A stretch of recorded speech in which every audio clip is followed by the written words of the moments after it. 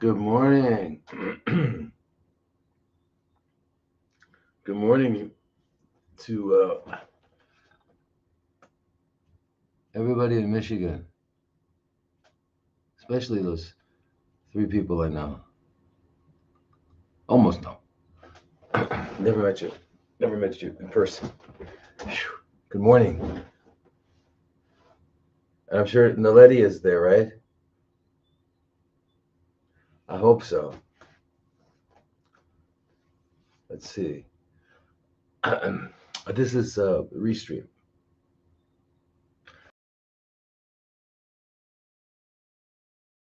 Yeah.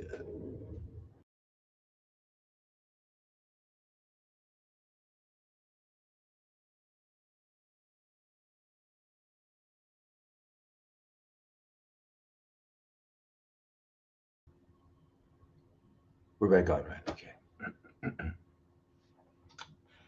I guess I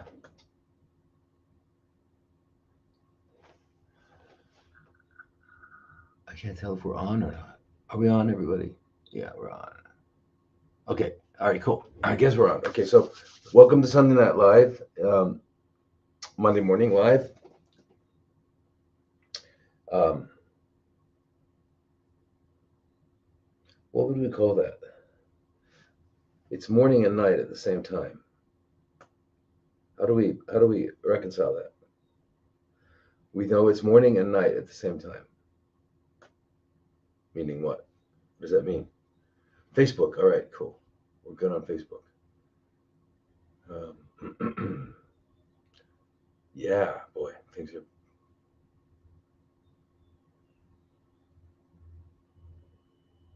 Anyway, I'm not going to think about those things. So anyway, you all know that this is uh, we have a new TikTok profile. It's Dr. Lodi, Dr. Lodi 2.0, because they erased us. I wonder where all those people went. They didn't. Anyway, they didn't come here. There's a lot of people. It's 120,000 people, 115,000 people. Wonder where they went. Hmm. All right. Well, anyway. So, and then also, you guys have. Let's start looking at X. That's Dr. Thomas Lodi, MD. It's the only one that has the MD behind it. Dr. Thomas Lodi, MD. And then at Rumble, it's Dr. Thomas Lodi, like it is on everything: Facebook, YouTube, Instagram, LinkedIn, TikTok. I'm not TikTok. TikTok is 2.0. It doesn't matter. I can't go live on TikTok because I don't have enough followers. So it doesn't matter anyway. So let's get into it. I was looking at when I was getting on Instagram this morning to put you guys on for this live, and I can't believe how many experts there are on CFCs now. Everybody's an expert. It's amazing, and everybody knows the answer. I'm amazed, but they speak so emphatically, like they know the answer. They know the answer. You can't have this. They know the answer. And here I've been studying this stuff for 4 or 5 decades, and I get more and more uh, aware that I don't know the answer, but I do know the answer. What I mean by that is, it sounds pretty strange, right? What I mean by that is that the answer is not one thing. You can't say there's one thing. When they're saying that you can't do this, you got to do that. You have to have. Well, it's not one thing. It is everything. It is everything all at once. And then on top of it, and the most important part of it, the most powerful part of the whole system is the mind, and it kind of comes in and it's the boss. So here's the problem with the mind, right? We don't have control over it at all, at all. Like, did you ever try to say, I'm not, what? How do you could tell me how anybody? I'd like to know how people control it. How do you control your mind? Do you decide what to think? Do you tell yourself it's okay? I'll think. But no, I'm not. I'm only going to think in this particular way, or I'm not going to think about these things. I'm only going to think of. Is anyone at that point in their uh, relationship with themselves where you can control your mind, control your thoughts? So let me how it'd be great. Send me some. Send me a message on how you do that. Okay. Anyway, the mind trumps everything when it comes to um, everything, to the immune system, metabolism, and all that. So anyway, what I would say about that is just beware of anyone really who tells you they have the answer to anything. It's like we're talking about. For anybody who's new, the word cancer we don't use here because it's not it's not a useful word. It doesn't help us in any way. It doesn't convey anything. It just conveys craziness and fear. We use the phrase chronically fermenting cells, and we use that because that's what they are. They're fermenting and they're doing it chronically, right? Our other cells will ferment when we exceed when their aerobic capacity is exceeded, right? So if you go for a run, let's say you're accelerating as fast as you can, you'll get to a point where your legs will hurt. You'll slow down because you're producing lactic acid, and that lactic acid is produced because you're fermenting. So we have all of our cells temporarily ferment. Ferment is another word for glycolysis. Glycolysis is um, the fundamental way in which energy is derived by cells, right? So glycolysis is going on our cells all the time, but it doesn't go all the way. So the glucose comes into the cell and it gets turned into pyruvate. And now pyruvate can just go a couple more steps to lactic acid, and that's called like that would be full glycolysis, full fermentation, or that pyruvate can go into the mitochondria and go through this whole electron transport chain. That's different. All right. Uh, so acute fermentation. I haven't heard that term, but anyway, so that's a fundamental bottom line of everything. All cells are doing that. They're making energy that way. We just we have extended it by we've modified that by having the pyruvate go into the mitochondria. My words say like we did it. We didn't do it. It's extended because the pyruvate goes into the mitochondria. Right. So what happens? The cells that um, that have lost enough mitochondria for whatever reason, radiation, accumulated toxins from being alive on planet Earth, whatever the reasons that they have been that they've lost a certain amount of mitochondria, they now kind of realize that they don't realize it. Okay, they now turn in. They now have to change the whole mode of energy production for the whole um, group of cells there. They change it because they're not they're not able to go through aerobic um, go through what do you call it? Oxidative phosphorylation. So they can't do it anymore. So they have to go through the fermentation process, right? So they're not going into the mitochondria. So what happens is that's really inefficient. You're only going to get two energy molecules for every glucose. So in order to accommodate that, you've got to turn on and turn off lots of different things. You got to change the whole program. You got to do it like change operating system. So now you can efficiently make energy. I mean, you can get away with it. You can get away with this with one glucose producing only two energy molecules instead of 38. That's a big drop. That's 19 times less efficient. And so now, in order to do that, you've got to turn on all the mechanisms necessary to increase the amount of raw material, glucose, to get into the cell. So you need more glucose. You need 19 times more glucose. So you're going to upregulate an enzyme called beta glucosidase. You're going to upregulate insulin receptors, right? And all sorts of things happen. And that change, all those changes are kind of written out in an epigenetic code. In other words, this gene is turned on, this one is silenced, this one's turned on. So remember, genes are just your cells are, they have certain genes on and certain genes are silenced, and that has to be that way. If it wasn't that way, every cell would be we would be a monster. We see this with some ovarian, some strange ovarian tumors, not the normal kind of ovarian that we think of, but where it'll have hair and it'll have teeth, it'll have all sorts of things, because every cell in our body, remember, is the blueprint for every part of our body.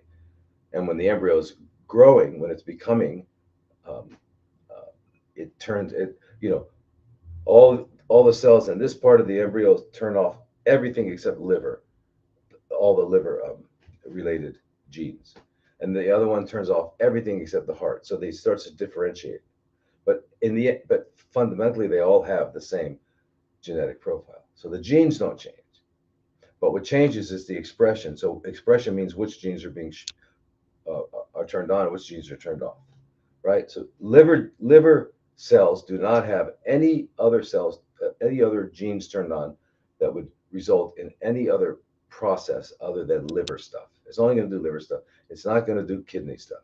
It's not going to do brain stuff. That's the way it works. So that's called differentiation, and that's how we exist. So now, when it comes to losing the normal way of making energy, because you've lost your mitochondria for like 30% of them or so, 40, 30. No, I don't know how much. I don't know if it's known at what point that really switches over. But and so at that point, the cell has to make all these changes. So that's what happens, right? And we know that most of them are epigenetic changes because they can be reversed, right? Your P50, the P53 is in maybe 60% of CFC people with CFCs is silenced, right? And that's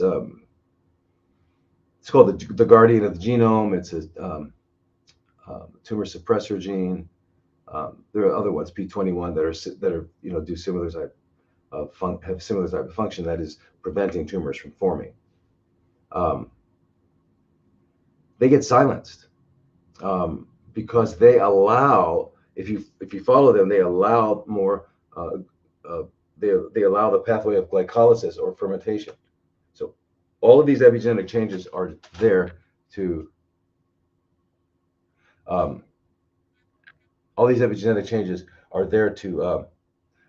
support glucose fermentation. That's what they're there. They're there to support glucose fermentation, because the fundamental bottom line of all cells that a cell has to do before it can do anything else is produce energy. It's got to take something from the environment and turn it into energy. And once it does that, now it can do whatever it's going to do. But it can't do anything until it does that. And more than 50% of the energy that the cell produces goes to just maintaining the sodium potassium pumps, which are little pumps that keep the sodium on that side, outside the cell, and the potassium on the inside of the cell. And that's important. Why? Because it establishes a gradient. And that gradient is what gives the cell it allows it to exist. All right.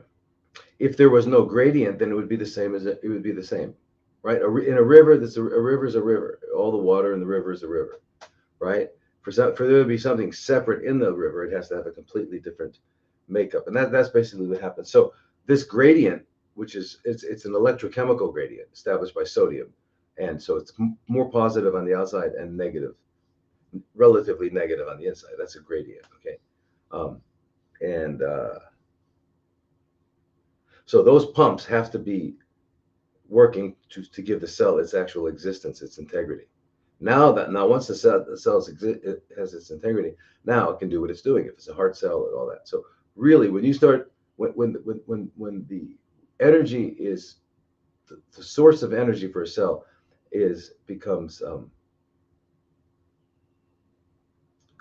begins to become compromised, that's all the cell does. It's got to fix that first, and it does. That's what it goes on. Fix outside. So the fixing of that, when it realizes I'm not going to get any more, I lost my mitochondria here, so we're not going to get any more. We've got to be good at fermenting, and that's what it does. It turns off and turns on everything. So these epigenetic changes, they're epigenetic. Now, does that mean there's no genetic changes in CFCs? Yeah, genetic. There are some genetic uh, actual changes, but they are downstream epiphenomena. They didn't cause it. It didn't get the cell wasn't genetically mutated. It wasn't mutated, and then it became. Then it did this. No, that the reason you have genomic instability is because of a continual reliance on glycolysis. Glycolysis instability.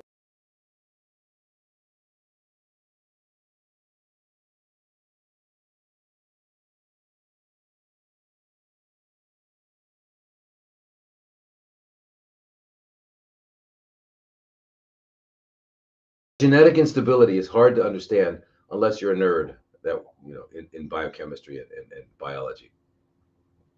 But just there's one thing I'm going to ever ask you to take my word for it or study it. But basically, the reliance on what the nerds call it is they don't call it uh, reliance on fermentation. They say reliance on substrate um, substrate phosphorylation instead of oxidative phosphorylation. Ooh. Okay, it's total nerd talk, and all it means is the reliance on fermentation rather than reliance on mitochondrial uh, oxidative phosphorylation, which is very efficient. Okay, so but basically, it's that reliance on that results in the genome being unstable, and that's where you start to get mutations, right? You don't get the mutation. I mean, it can happen. You can go in and go to Chernobyl for the weekend or go to Fukushima for the weekend and get a high enough radiation dose that you could cause some genetic mutations, and then it could happen that way. But it's not very rare. It just doesn't happen that way. That's not it. What we see, what's happening in all of our bodies is the opposite. It's a metabolic process. We lose our ability to use oxygen. So therefore, let's get some more oxygen in there. And let's look at all the ways that we can get oxygen in there. What do we have to do? Well, I need to breathe. Okay, so I'm breathing. Now I got some oxygen going. I make sure there's enough oxygen in the air, right? I can't be in a low oxygen environment. Okay, so we know we need about 21%. I'm probably better at around 28%, but that's pretty much what's on planet Earth right now. 21% of the concentration of the ambient air is oxygen. So now I'm breathing, good. Now I got to get it onto the red blood cells so they can carry it around. Great. Okay, we got that. So I got to make red blood cells. Got to have enough red blood cells. Okay, good. Now the red blood cells have to be able to get to every tissue of the body. How's that going to happen? Through blood vessels. So my blood vessels have to be intact, strong, right? Then I have to have a microvasculature, because that's where the blood vessels get really small so they can get into the tissues. All right, and that means there needs to be a relationship between the autonomic nervous system, right, the sympathetic nervous system, which causes the small arterioles, little blood vessels that are feeding tissues to constrict or open, right? So it kind of controls the blood flow. Then when it gets there, it's got to have, those cells have to be that need oxygen. They have to have enough omega-6 in their membranes in order to get the oxygen across, and this RBC, the red blood cells, got to be able to have enough 2,3 DPG, and all these things have to happen. So how do I improve that? How do I increase that? Because I can increase that if I can increase the oxygenation of these tissues. I don't have CFCs. I don't have anything. I don't have any.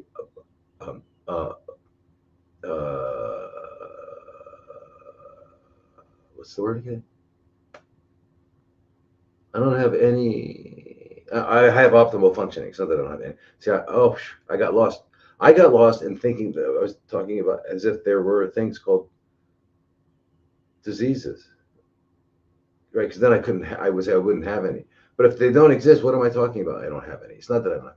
what I should have been focusing on. See, it's very difficult. I am much more aware of it than most people. But you got to get rid of this disease myth. The thing is, I would not be optimally functioning if I wasn't getting enough oxygen. So optimal functioning is, fundamentally oxygen. It brings in those electrons, and those electrons are what's keeping our heart. It's keeping everything going. So anyway, I was surprised to see that everybody's an expert. Everybody, but they're just talking about it as if they know, and I've never seen these people before. But they're all an expert. They're all experts on fasting too. Mind blowing, mind blowing, mind blowing. So anyway, so you know that we're on all those things. Now the other thing is too. Listen, if you have chronically fermenting cells, or what they call Sagittarius Leo, I don't know, is it Sagittarius Leo? Is it Scorpio, right? This is Scorpio. People have Scorpio. No, it's not Scorpio. It's what? Gemini. No, it's not Gemini. What is it? Anybody know that word? You know that word we're not talking about? Yeah. Okay. If anybody has that and they're not doing well, I have a center in Arizona. It's called an Oasis of Healing. Right? We've been there for 20 years now. This is I guess pretty close. So anyway, that's where we go. I mean, that's where you just got to get in touch with that clinic. All right. So, and I want to tell you something. If anybody knows of, I would love, please let me know. If you know of a center that does everything from all the, I mean, all I ever see on websites of CFC clinics is that all these incredible therapies, and the therapies are the intervention. That's one aspect of it. One aspect of healing from CFCs is our interventional therapies, right? Vitamin C, ozone, IPT, curcumin. Yeah. Okay, and is that not just that? Because you know why? If we human beings were like mechanical, right? So if something's not working right? I'm not, whatever it is, I'm not breathing right, I'm got pain, whatever it is, I'm not working. So I just go to the garage and I just drop off my body, right? Like I would drop off the car. Come back, what, the next day? You got just a couple hours today, or should I, end of the week? Can I get a rental until, yeah. All right. So you don't drop off your car, because guess what? You're the driver. The driver is important. That's what's overlooked in these centers. They don't talking about the driver. They talk about it in terms as if it's something over there like stress. Yes, you got to reduce stress. And okay, what does that mean? What is stress? What are you talking about? They don't even know. They don't care. They don't talk about it. We got to be mindful. We're going to teach mindfulness. Mindfulness. What is the mind full of? What are we filling it with? Can you tell me? What do you mean by mindfulness? Does anybody know what mindfulness means? How do you fill? What do you do? You fill your mind. How do you fill it? You sit down and you think about things. Okay, what are you doing right now before you sit down? You're thinking about things. So how is that different? Oh, someone's going to tell you a story and you're going to listen to their story, and they're going to fill your mind. Your mind's going to be filled with their story. So that's mindfulness, not what you would. Anyway, it's a meaningless term. If it's a meaningless. Okay, the goal of the way that you de-stress. Oh, by the way, what is stress? Stress is when you don't like what is. When you don't like what is. Right? If I'm standing before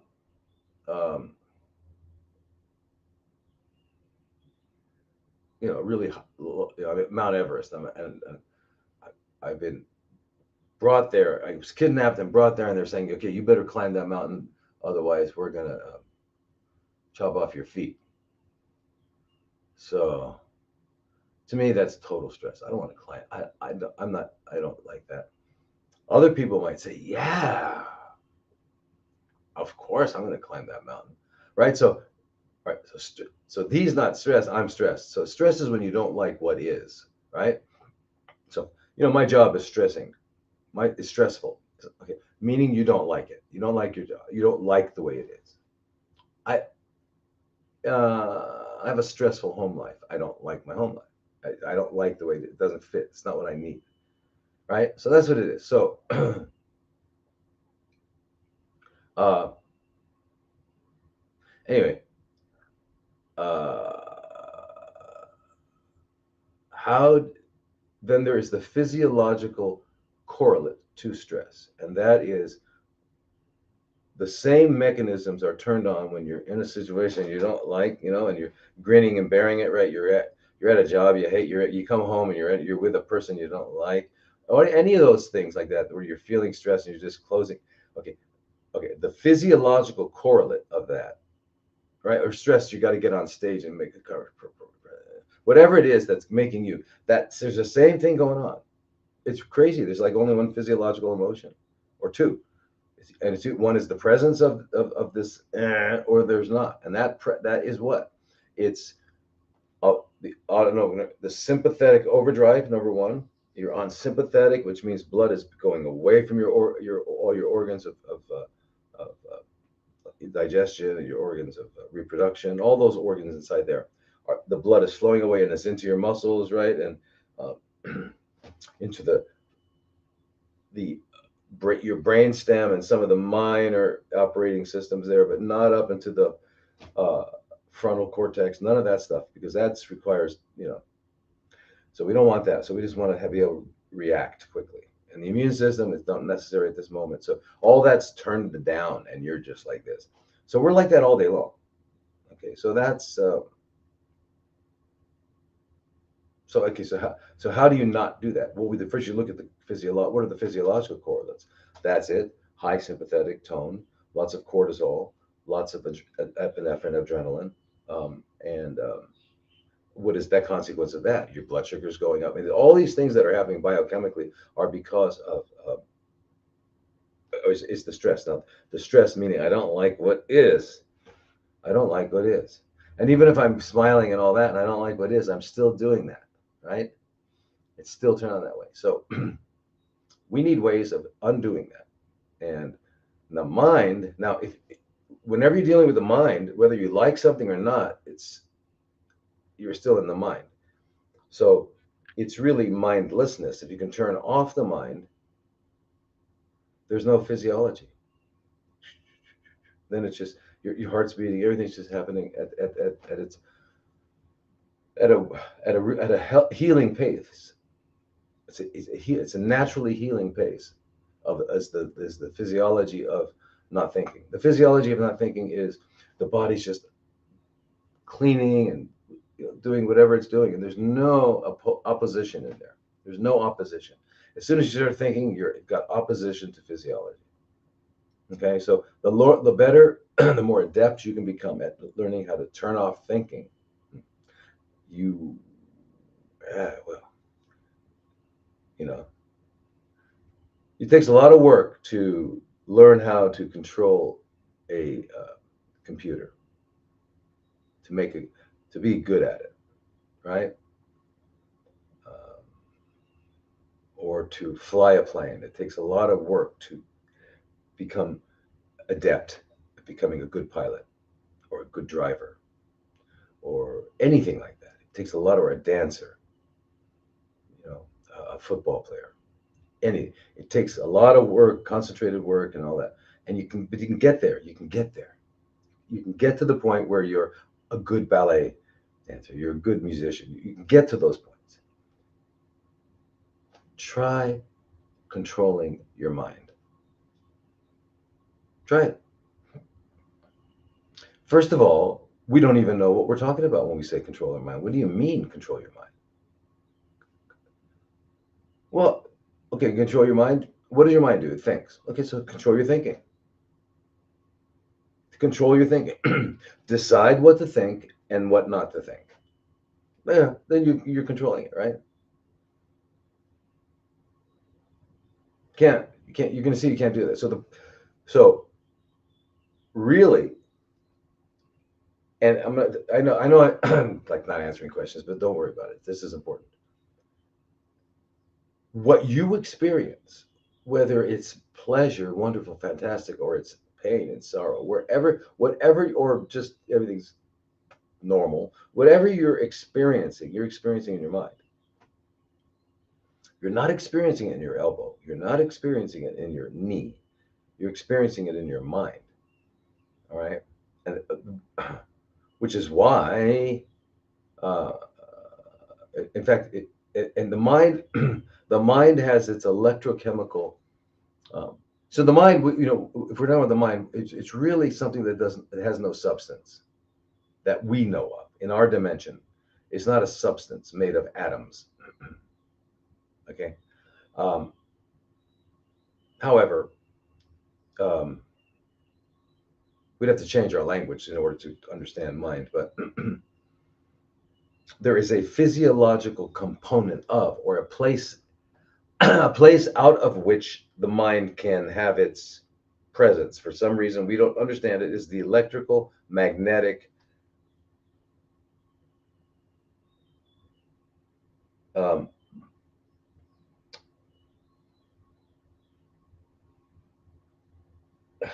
the of the brain. Okay, so the brain in its configuration,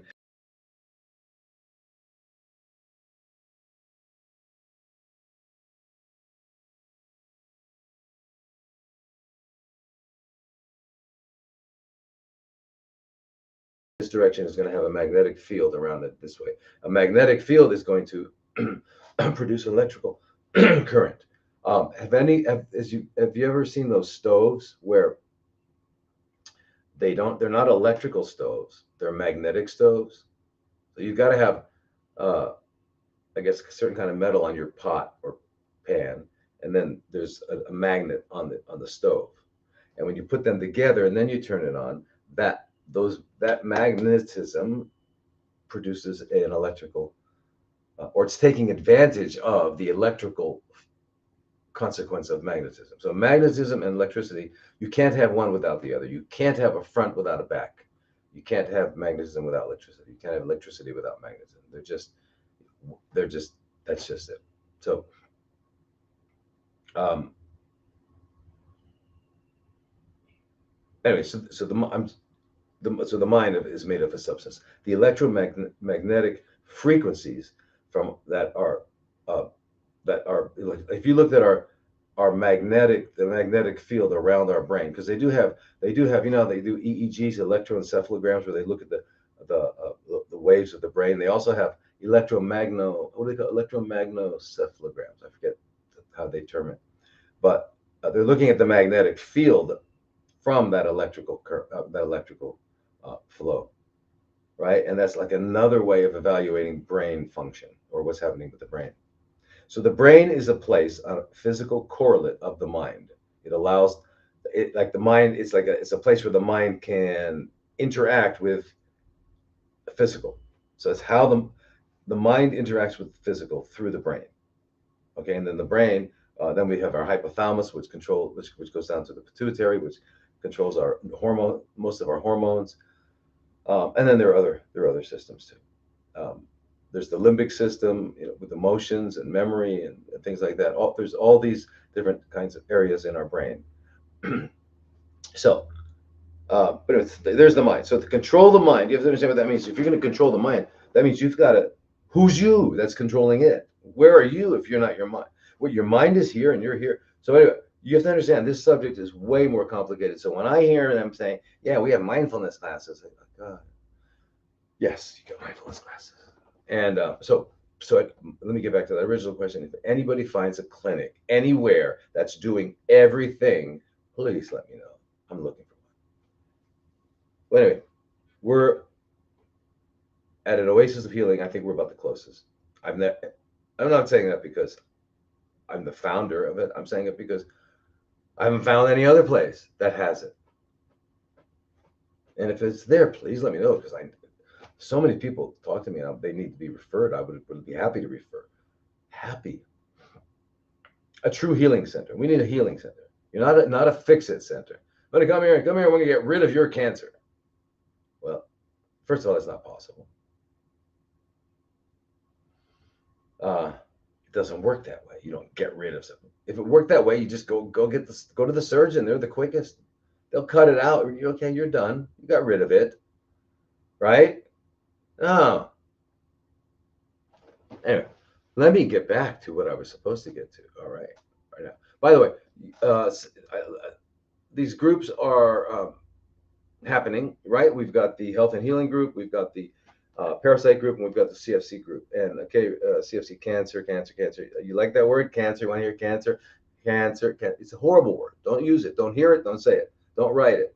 Don't think it. If anybody uses that word around you, tell them, please don't say that. Tell them what it is. Educate them. So you have to explain to them why it's a chronically fermenting cell. That's really good. Why don't you, if you don't have anyone to talk to, write it out. If you have someone to talk to, sit them down and explain to them what chronically fermenting cells are, and find out what you don't. If there's any part of that explanation you're having trouble with, let's correct that, okay? Because you got to understand that. That's what it is. That's what you're dealing with. And if you don't understand what you're dealing with, you cannot deal with it. All right. So parasite. So last week we had the parasite group met and the CFC group met. Okay. This week, the health and healing group and the CFC group. All right. So the health and healing group tomorrow. I'm ready to eat healthy. How do I get started? And the CFC group will be on why does estrogen affect breast, ovarian, uterine, stomach, bladder, prostate, lung, colon, and there's even more. Why? Right? Because most people think, I don't want to hear about the estrogen story again. I don't have breast. It doesn't matter. If you got any kind of CFCs, you probably have estrogen. All right, let's go on. Let's go on. So they're going to continue to censor me. Do you know what we did on TikTok? We put up a what do you call it? We made a post on Oasis post. I mean, our first post on TikTok was something benign that had been posted by an Oasis of Healing. It just something, nothing to do with anything. And TikTok took it down and said it violated community standards. So we learned something from that, and that is whatever we do, they're going to grab us and shut us down.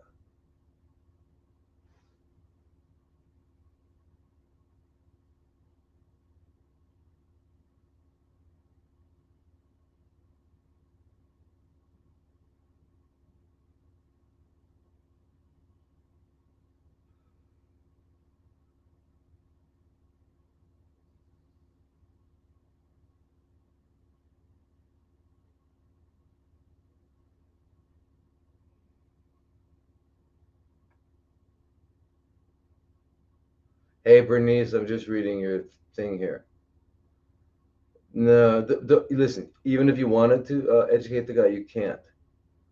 This doctor went to medical school. You can't educate them. They are uneducable. I know.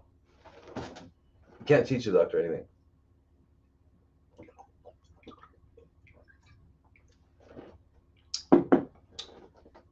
Because why? They already know. They already know. They know. Yeah. And they don't know about vitamin. They don't know about vitamin. Not only they don't know about vitamin D, they don't know about vitamin A. They don't know about vitamin C. They don't know about anything except statins and ACE inhibitors and proton pump inhibitor. I mean, that's all. That's what they know. That's all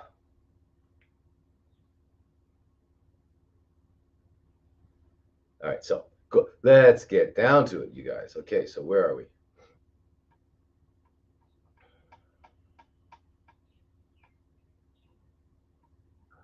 All right. This is from David. We're gonna do the questions now. David, please check the Copper Revolution Facebook private group and the work of Jason Homo. He found that this has been the missing piece in the Dr. Bronstein's iodine protocol. People are curing a bunch of diseases. Ugh, don't use that word, guy, David, such as histamine intolerance. That's a disease? What do you mean? What's a disease? What's a disease? What's a disease? It's a thing? It's got to be because it's got an article, or an, or the. It's a thing. Okay. So histamine intolerance, histamine, bleeding, etc. on the copper protocol.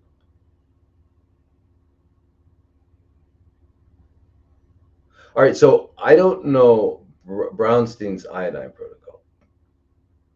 I don't know who Dr. Brownstein is, but I'll tell you something about iodine is that he's like the only other person I've heard that talks about it.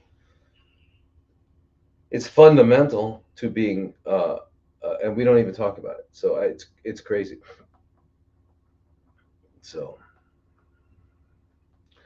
what I have you all do, is I'm not sure what his or anybody's is, but I'm just going to talk about this for a moment. Iodine. Everyone, we all have iodine deficiencies, and when you understand what iodine does, is it's necessary for the thyroid, of course, in a certain form, an iodide form. And then there's iodine, which is has much more, much broader and significant effects than just the iodide. But the iodide is necessary for energy, so that's kind of important. Without it, there's no energy. Like it's the thyroid makes use iodide. Okay, the molecular iodine is. Oh, I'm writing a paper on it, so I can't. I mean, there's no way I can talk about it like right now. But just you really need a lot of it, and it's good. So they don't talk about it. So I'll be glad to find out about who Dr. Bradstein is. And copper, that's great, totally. But don't nobody please nobody think that they found out. There's not like there's not one thing we're gonna find that's gonna be the answer. Okay, it's all really helpful. Everything's really helpful. There's no the answer. So people are curious. Okay, what causes the cruel?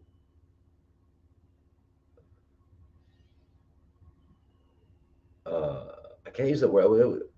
The condition called Peyronie's disease, and how to get rid of penile plaque without the risky drug injection. I have a brilliant idea, but don't know if it's possible. I'm thinking that using flow gel or DMSO and mixing it with some reconstituted thymosin beta 4 locally at night, locally might dissolve the plaque. Am I crazy? How can I avoid future plaques from coming? No, I mean, actually, that's very good. Thymosin beta 4. You know, for everyone's just uh, so you understand what this means is that the thymus gland produces different kinds of peptides. There's thymosin alpha 1. One is thymosin beta 4. That's the first four. That's the amino acids. Um, and it's an amazing peptide. If you have CFCs, you can't use it. You can't. But if you don't, it's really pretty fantastic.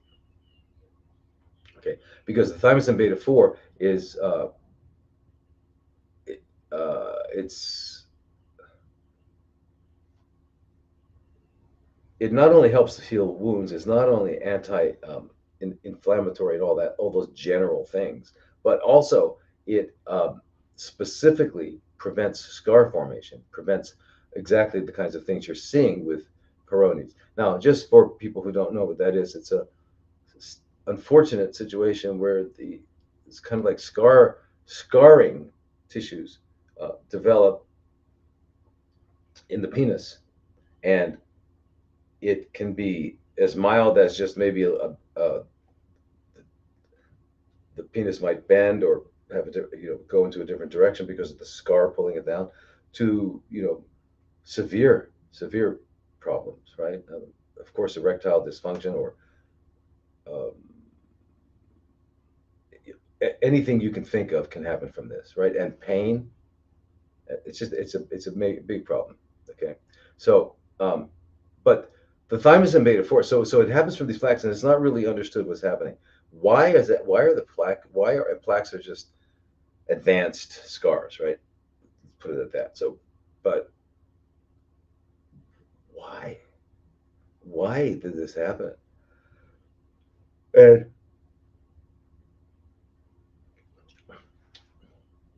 like many situations, like most situations, we'll never know why. We just won't know why it happened, how it came to be, what got in, what happened, how did it happen? We just won't know. Okay.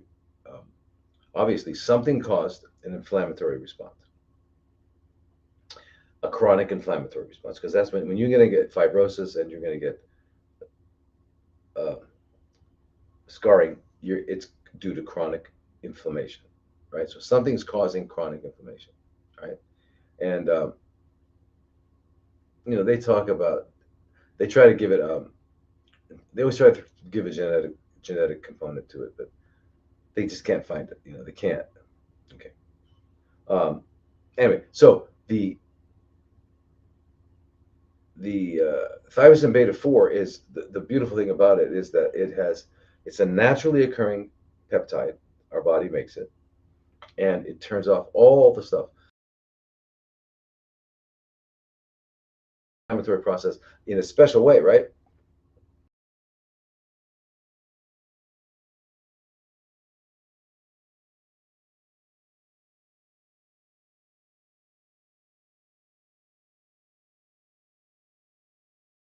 Fundamental biochemical uh, level of inflammation. All right, and um, it modulates macrophages because macrophages, although they're really important, they do a lot of they're the bridge between the innate and the adaptive immune system, right? They take a bite out of something and they show it to the T cell, and the T cell now will develop a sustained response to it. So, and this is the adaptive, and this is the innate.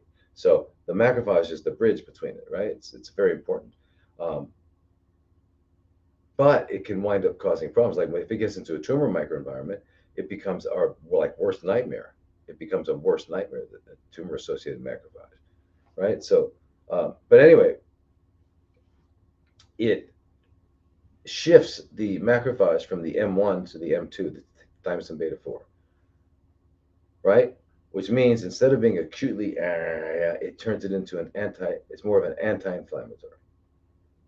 See, now, if someone has CFCs, we want the opposite. We want it to be M1. We want that macrophage to be producing inflammation and getting rid of this. The M2, so the TB4, so that's why you wouldn't use TB4 if you have CFCs. All right. Okay, so it does that. Um, it binds actin. It makes the fibroblasts, because basically these fibroblasts are causing the problem. Um, the fibroblasts go to the myofibroblasts, right? The myofibroblasts are like really important in the scar formation. So the thymosin beta 4 is going to stop that. So it's stopping it at a very fundamental level. I think it's a great idea, David. It's a great idea. So how do you get it there? You can do it with injections. You can do, but it might be painful, I'm sure. Uh, but even you're using a little insulin syringe, but it's still painful. And yeah, so some sort of gel. I don't know what flow gel is, or DMSO. But it sounds good. Here's what you have to find out first, and I don't know the answer. You got to get a chemist to let you know, since thymosin beta 4 is a very small compound. It's a peptide. How is it affected by DMSO? Will that change it at all? Will that change? Will the flow gel change it? As long as they don't change it, and they're just helping it get where you want it to get to, is that fine. Use them. Just that's the only thing you got to make sure. So I would get it, or if you know of if you have a compounding pharmacy, maybe you could talk to one of the pharmacists and ask them. Um, but the injections might be good too. Now I know people inject into the penis with very small needles, from like an insulin syringe. In other situations, like in erectile dysfunction, there are certain therapies that that or they're injected like that. So it's not impossible, but I'm sure it's extremely uncomfortable. Uh, but I think it's a great idea. The other thing I would do is get on Velasta, make sure you're doing all your vitamins, get all your antioxidants, get into health, get back to health, get healthy, eat right. Just do it. Do it. Don't say, there's no, okay, don't eat right. Do eat right. Just eat human food. Well, it's human food. What's human food? That's what I've come up. I'm going to have a webinar. I think we're announcing it the end of November or early December. There's actually going to be two parts to it. One is finally, what's the truth? What is a human diet? I want to go into it. I'm going to show you the research, and I'm going to appeal to something that you don't like, that other people don't recognize in you, and that is your innate intelligence, right? So your innate intelligence is basically, is that common sense? No. Well, anyway, here's the thing about when you hear the truth, right? You don't, it's like, wow, yeah. Oh yeah, I get it. It feels good. Oh yeah. Oh, look, you know how to count to 10. Now let me show you something. Look at that one, and then you take another one, and what do you have? You have two, right? So 1 + 1 is 2. Wow. It's like, I don't know. I got another theory on what happened in there. So, anyway, uh, so we're going to talk about that, but I'm going to give you the evidence of what is a human diet. We're going to talk about it. What is a human diet? And I hope to end the debate. And then the other aspect of this thing is going to be about all the other nonsense that's being up. How did they get everyone to go along with it? Oxalates are.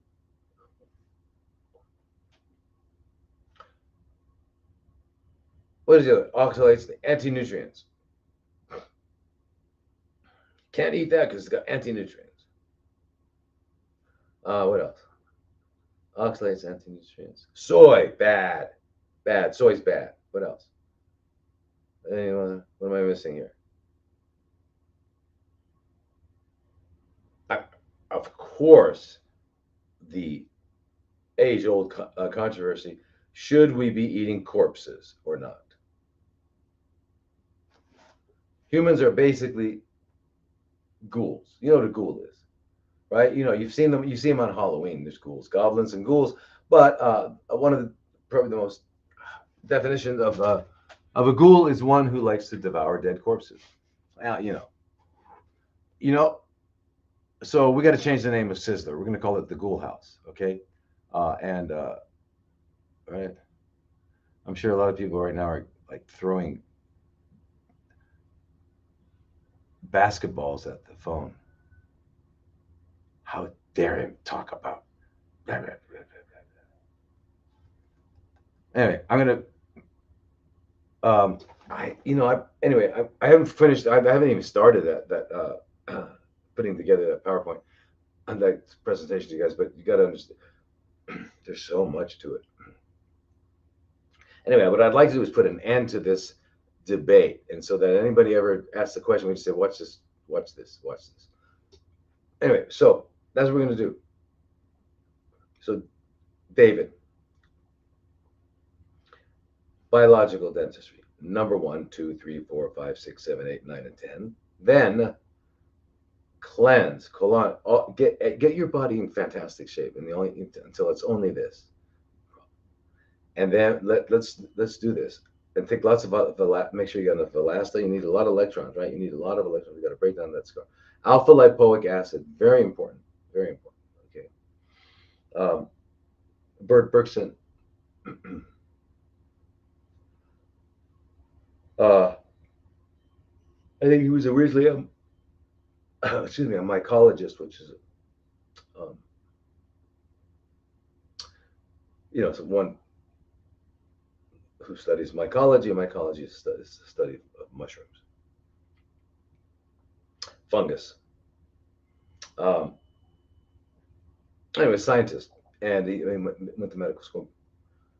Anyway, so he was an MD, PhD, and he found out that he was put on the liver transplant ward working with them. And he had recalled the use of alpha-lipoic acid in some other situation with animals. So it made sense to him to try it with cirrhosis. Cirrhosis of liver is when it's been scarred, and we were told irreparably scarred forever, which we can get cirrhosis from alcohol, or we can get it from chronic viral hepatitis, and different ways. Get exposed to chemicals like, the famous one is carbon tetrachloride. But yeah,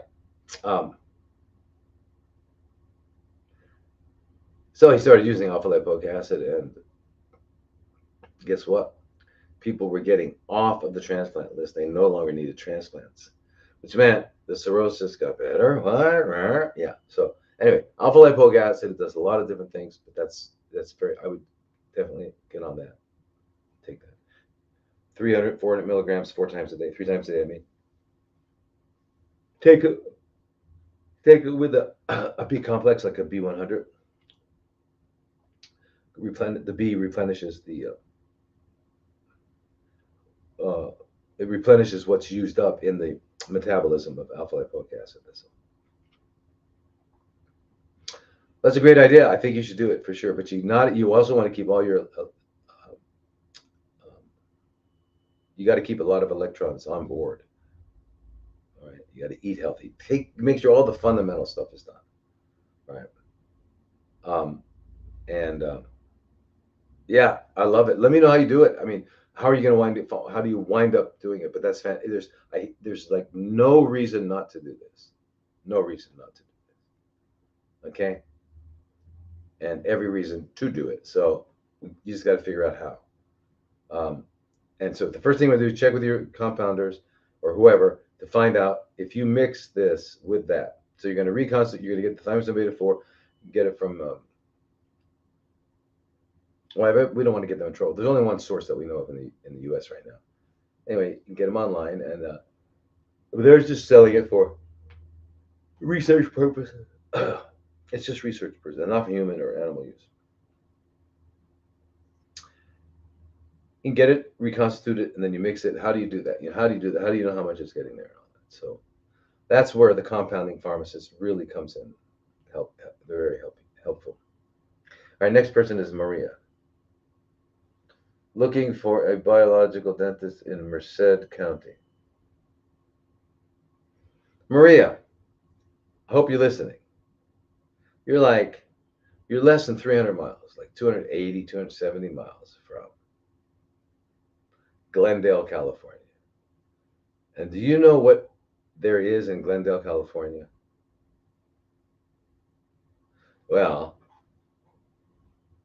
not just a biological dentist, but the biological dentist, the best in the world. Dr. Emma Abramayan.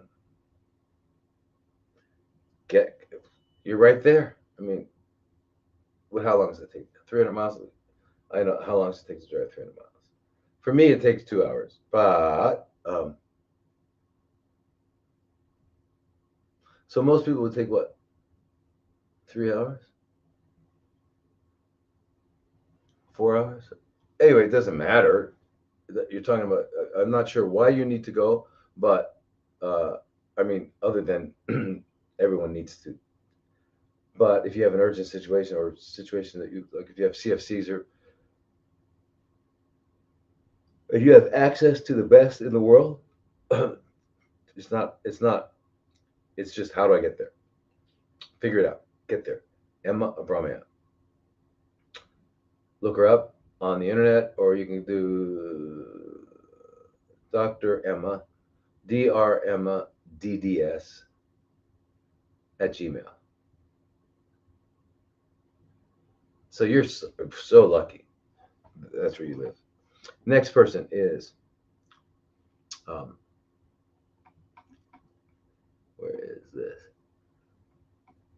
How come I'm tired? Oh, I didn't sleep much. Can you imagine how those things work?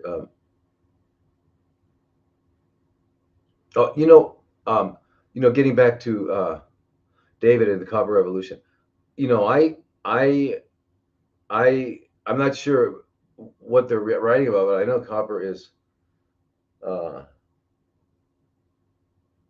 I guess we're going to make a revolution because no one's talking about it, right? It's kind of like iodine.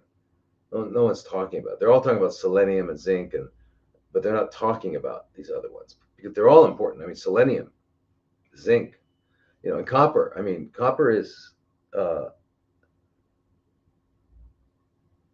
it's overlooked. I think it's assumed that what's the ratio of zinc to copper? Like 20 to 1 or something. I forget. I think it's assumed if you're getting enough that they go together or whatever. I don't know what's the big thing, but it's. I mean, for example, copper is necessary for superoxide dismutase. Kind of an important enzyme, right? Oxygen enters um, the mitochondria. It opens up into when the two oxygen atoms separate. Each one is called a super anion because it's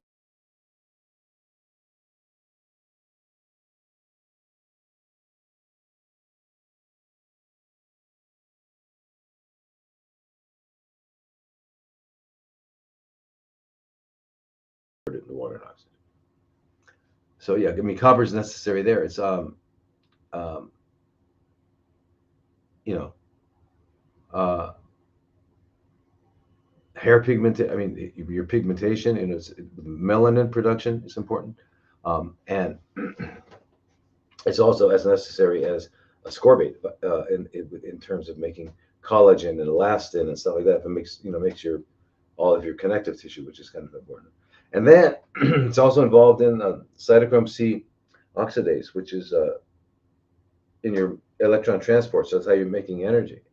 So if you didn't have copper, you couldn't. That system wouldn't. You couldn't have oxidative phosphorylation. So yeah, I get it. It's important. So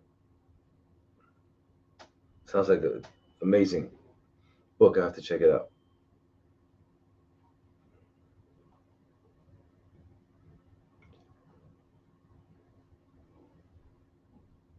Wow. Uh, Now, where was that?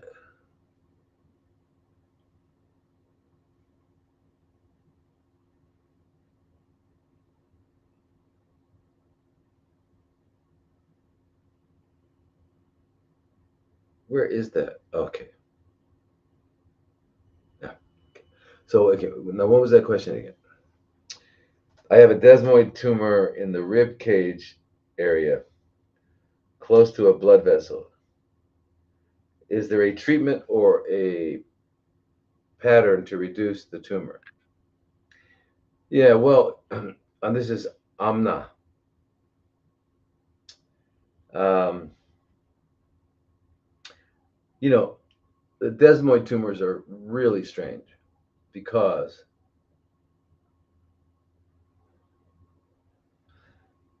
they're they're chronically fermenting cells because they're the one reason that desmoid is in the group of CFCs is because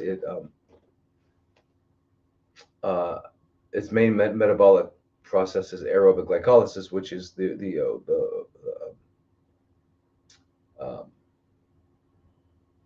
Warburg effect or whatever they call it, Warburg effect. Yeah. So that's what it does.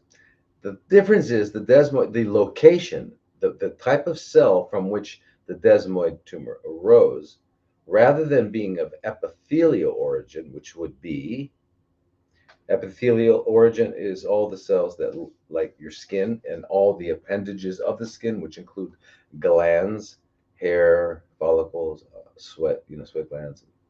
Yeah, all the appendages in the cell, and then the epithelia are also they line uh, the gastrointestinal tract, they line the lungs, they line vagina, they line, you know, the lining. So the outside covering and the inside covering are epithelial. And that's what we call carcinomas, right? And what, so anything that's, but this not only arises from, it not only is not a carcinoma, uh, it arises from, mesenchymal tissue.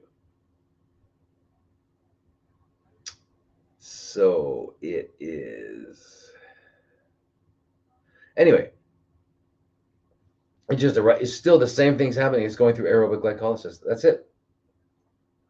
And that's it. Interesting. However, the the the main thing that distinguishes the desmoid from all the other tumors is that they don't seem to metastasize. They don't invade blood vessels to be taken anywhere else. But they invade locally. They'll eat up the environment around them. They'll grow that way, but they won't go into blood vessels and travel somewhere else. So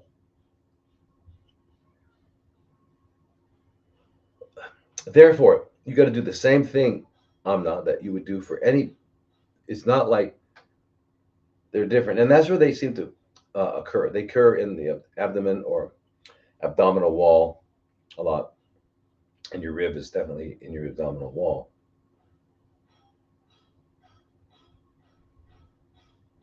Thoracic wall, I mean, same thing. I mean, not same thing, but um,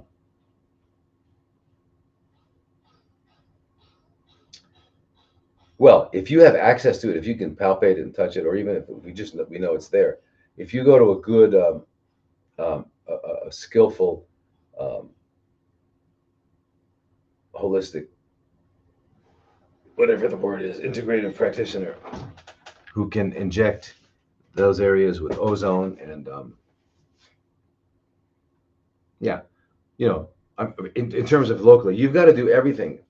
You've got to do everything that everybody else has to do. Cleansing, you've got to look at your mouth. It never changes. We've got to clean up.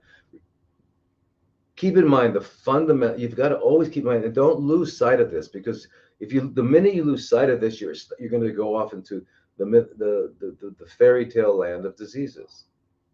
All right, and I listen.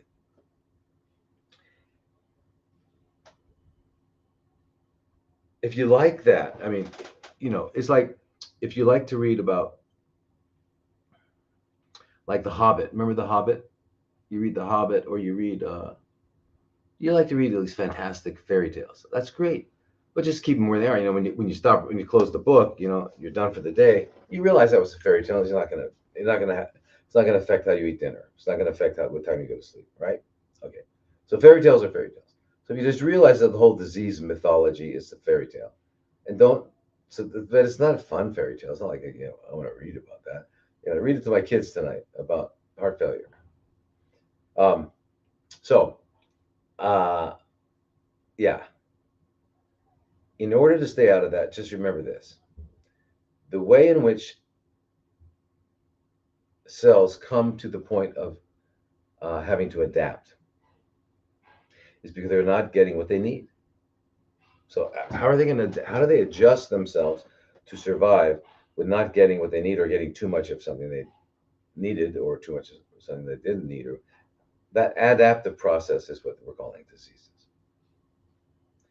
And so if you understand that it's the accumulation of toxins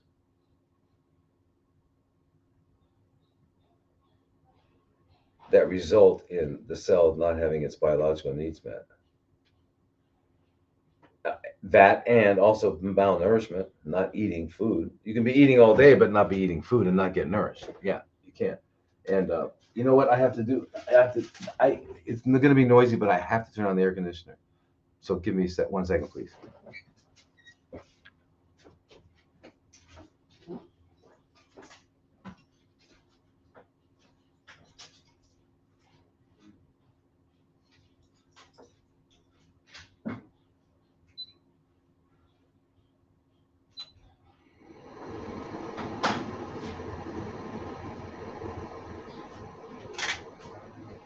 Okay. Okay, sorry.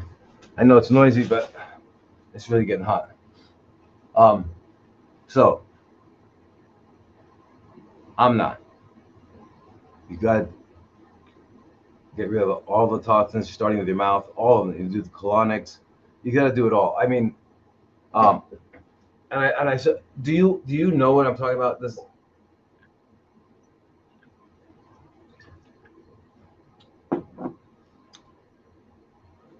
When I say detoxify, I mean the whole body. You can't really detoxify anything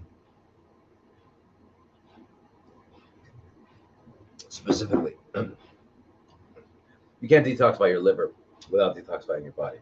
You can't. You can't detoxify your kidneys.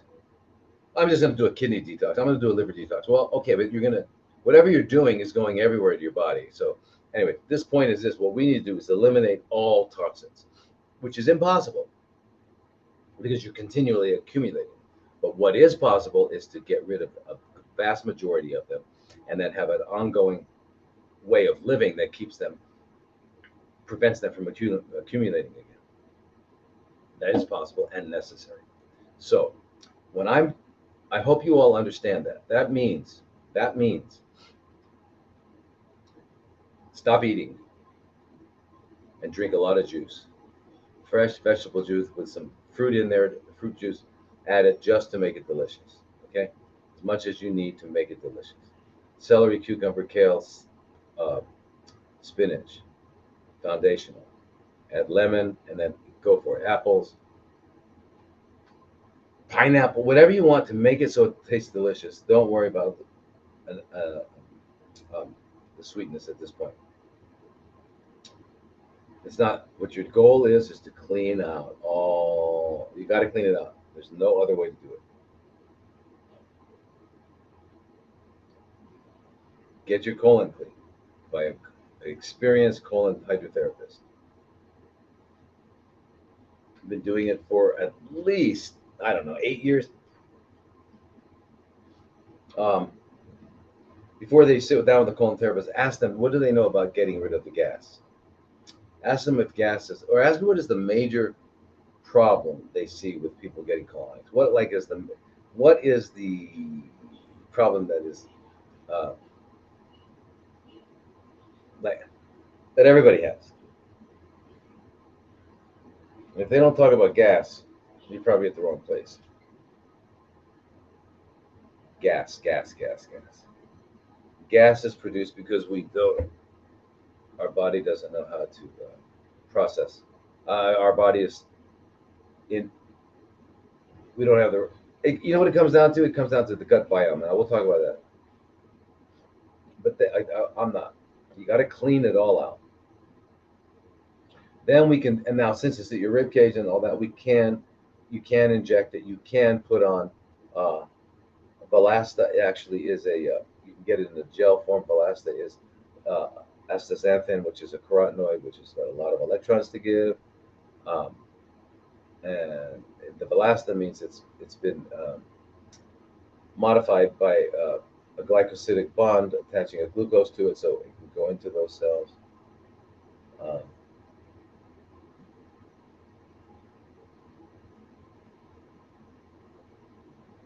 And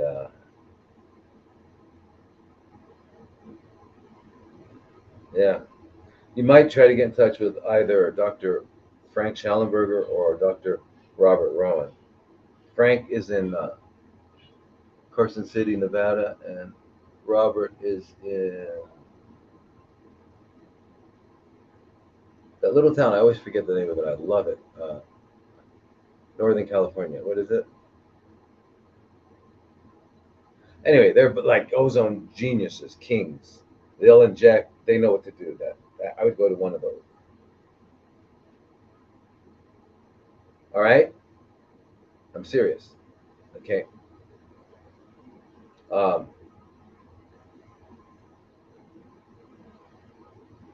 uh, you know, going back to the biological dentist, I'm here looking at.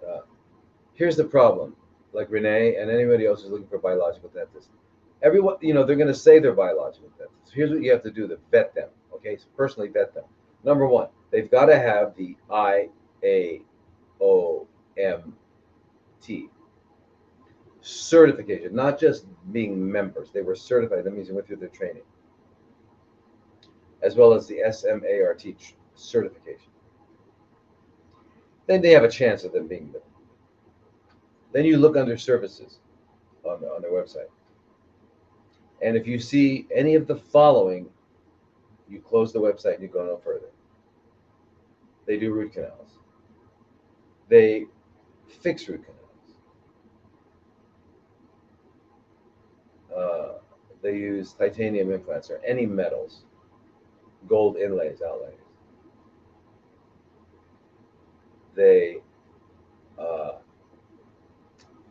and then, okay, those. Then what you want to make sure that they do is they do use ozone to sterilize. And that they do use platelet-rich fibrin from your blood to seal off an extracted, where an extracted tooth was, or a cavitation was cleaned out, or anything like that. So if you've done all that and they have that certification, then you make the appointment. Okay, that's what you have to.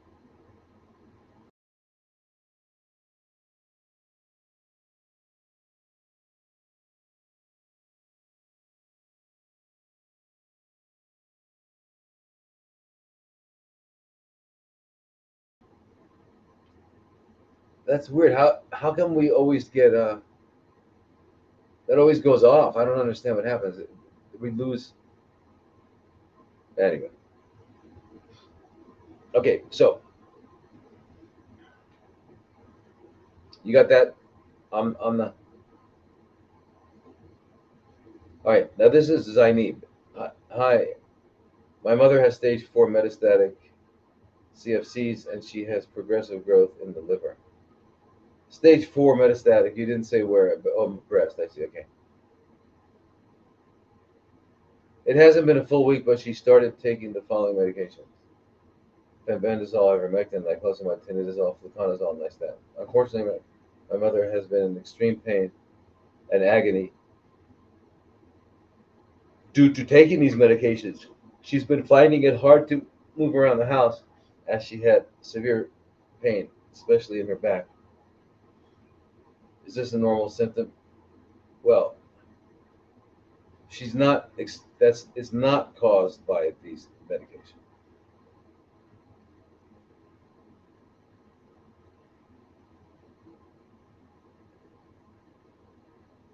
Okay, so unfortunately, you say the what would I recommend? Unfortunately, the pain has been so bad that she stopped taking the medications for now.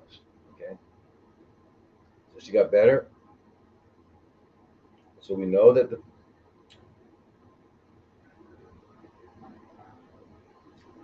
I don't see how these could cause pain.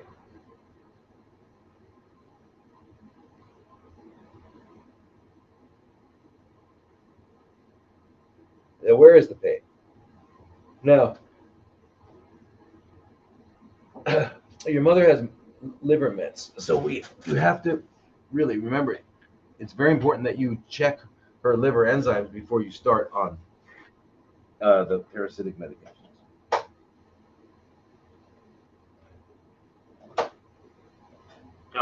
Okay, so it's very important that you check the liver enzymes because remember the antiparasitic medicines are all cleared by the liver, so we're giving them a lot of work to do, and they're going to get strained, and you'll see some enzyme elevation. But if she's got liver metastasis, then and she's already got high enzymes, then we have to really modify the dosages. So that we have to know. Okay, so find that out.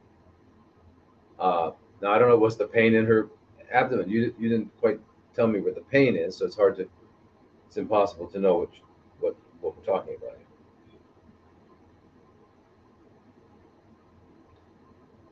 But okay, if her liver is overburdened already, if her enzymes are really high, then we're going to have to really decrease the dosages to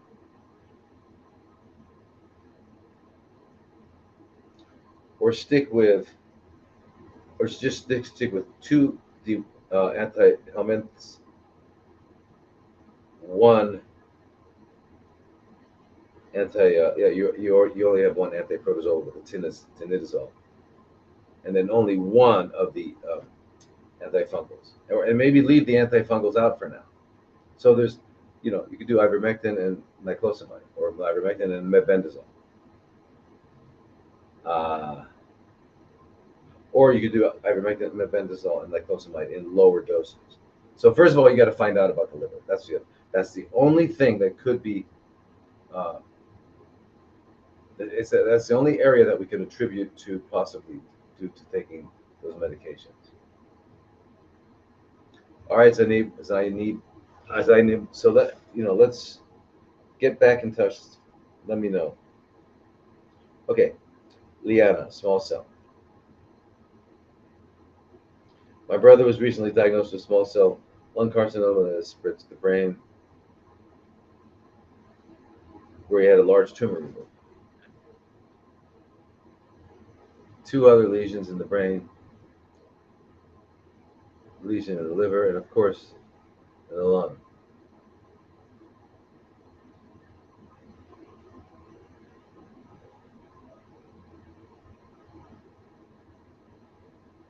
He started chemo and immunotherapy. After chemo, they want to do radiation in the brain. Is there anything else he can do?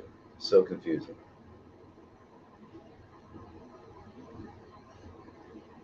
Yeah. Now, first of all, Liana, did your brother have any of the injections from Moderna or Pfizer? Because if so, it just, you know, complicates everything.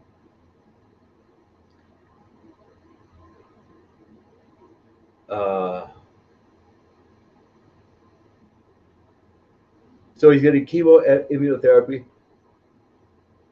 which means, okay, he's getting a checkpoint inhibitor and some chemotherapy. And they want to irradiate the brain.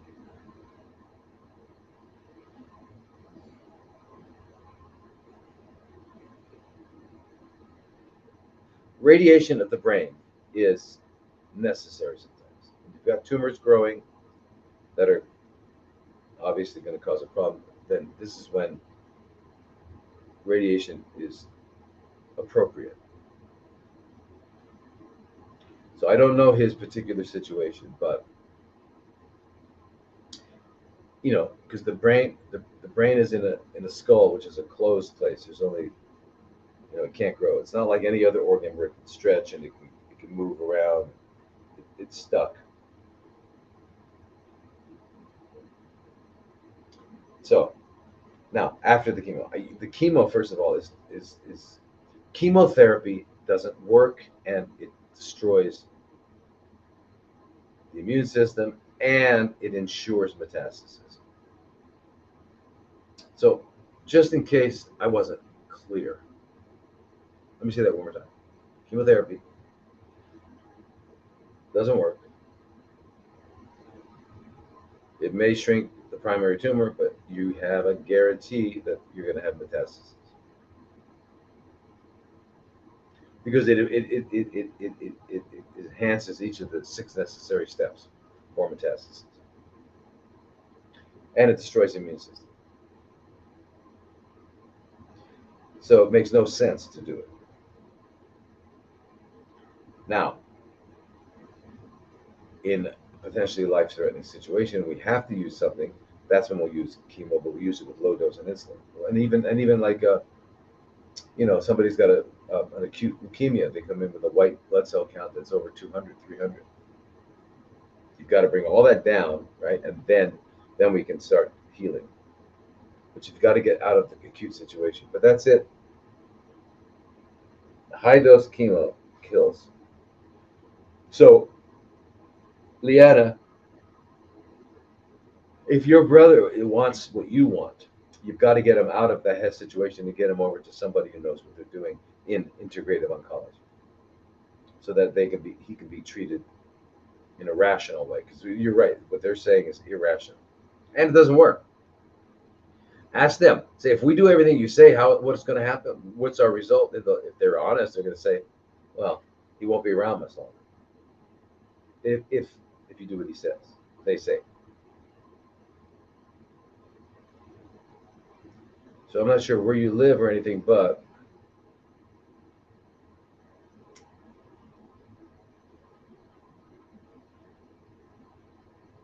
all right, you got to get him out there. Karen, colon.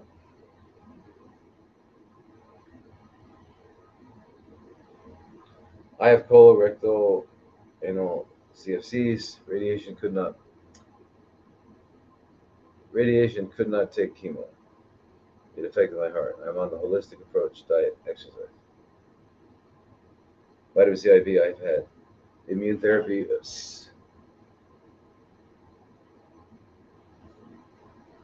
My tumor is still there.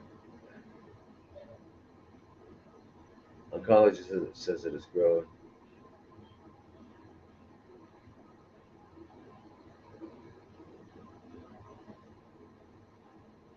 Okay, so they're saying the only thing left to do is to give you surgery, and you're gonna wind up with a permanent bag.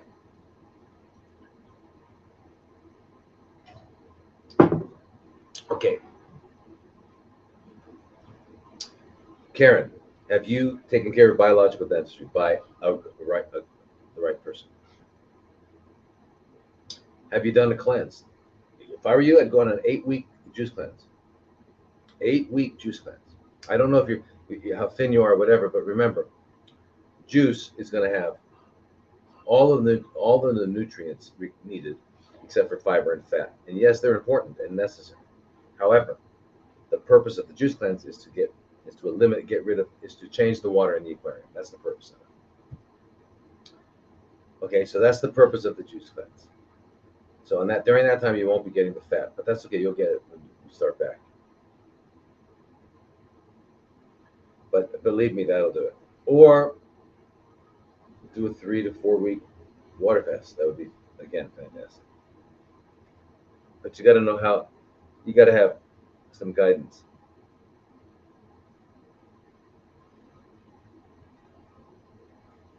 And if you join our health and healing group, we talk about fasting and stuff, and I'll talk about that. I'll answer any question on it. So, yeah, and if it sounds like it's pretty close to the anus, so therefore you can use ozone therapy as well. Ozone therapy will be direct, rectal ozone. If you cleaned out, if you balanced your hormones, if you balanced all the systems, gastrointestinal system, hormone system, all that's balanced, right? You got to bring them into balance. Okay, So we know we got that, right? That's not an issue. That should not be an issue with anybody. You've got to clean out all of it. Then you've got to bring into balance the hormones, right? The way you were at the age of 40. That's like a good, the hormonal balance of 40. You've got to bring in the hormonal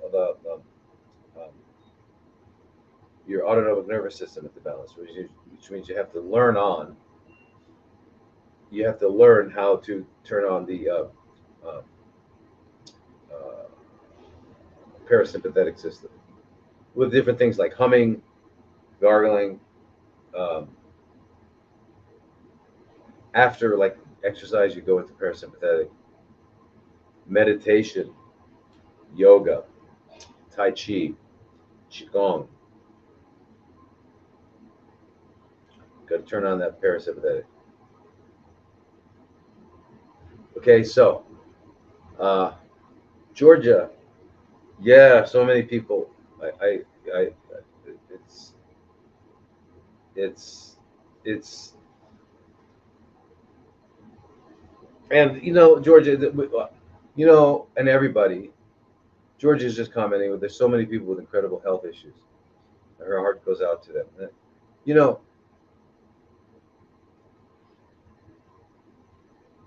it didn't have to be this way. Yeah, I guess it did because it happened. But, you know, I forget, we didn't learn how, if all we had to learn it was how to live right. We just learned how to live right. We didn't learn that. And if we learned how to live in a way that where our biological needs are being satisfied, that's all. That's all eating human food, which is nutrient dense, which means you're not going to eat a lot of it. You're going to eat with need. Um, you stop eating several hours before sleep, and you go to sleep early, and you move around all day. I mean, it's not this. Is, you don't sit around. You don't want convenience. You don't want the convenience of everything. You want to be inconvenienced. So you got to get up and go do something. You want to get up. You want to move. Don't be convenient. Get rid of convenience. Look at it. It's a cage. It's a trap. Remember, they're gonna make it so things are gonna be so convenient that you don't have to ever get out of your chair.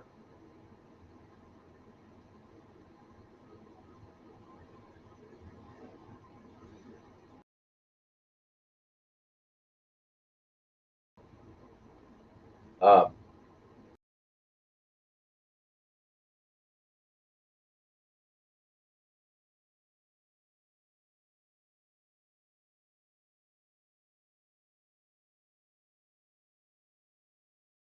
Solstices and the two equinoxes, for example, 10 days, 14 days. Drink either just water or do juice. That's a liquid diet, but uh, to allow our bodies to cleanse themselves.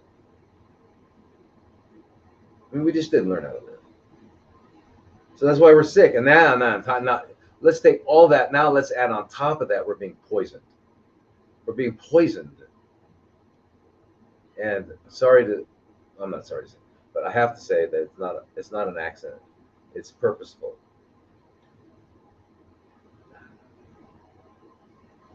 So we're being poisoned. So we've got all these poisons. And what's the leading cause of death? Well, the Journal of the American Medical Association published a study. When was it? Early 2000s? That the third leading cause of death in the United States was the medical profession. But they were only looking at in hospital. I think the records from from expected side effects from medications. They weren't looking at all the mistakes in the hospital, just the medication. And they weren't looking at the number of people that are being treated as outpatients. There's only people in hospitals. So I think if you bring all that together, you're going to find it becomes the leading cause. So that's the big deal. So what do we have to do, everyone, to get health restored? We have to go back to living the way we would live uh, from 7,000 years ago. And if you happen to be in a place called Norway or Sweden or Germany or Idaho, what can I say? Your grandparents grew up there. Okay, but what can I say? It's not where we belong, we humans. All right, now, Gina. Oh, if you have a titanium implant in your mouth and you go to a biological dentist who knows what they're doing and they have to take them out, they're not easy to take out, but it's got to be taken out because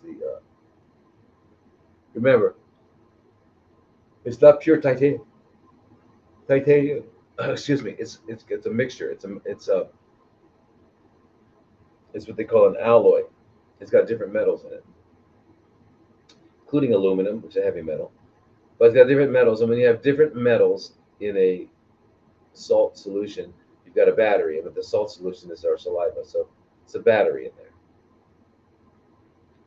You've got to go to a biological dentist.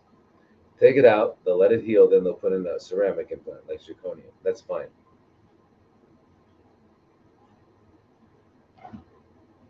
Okay, now.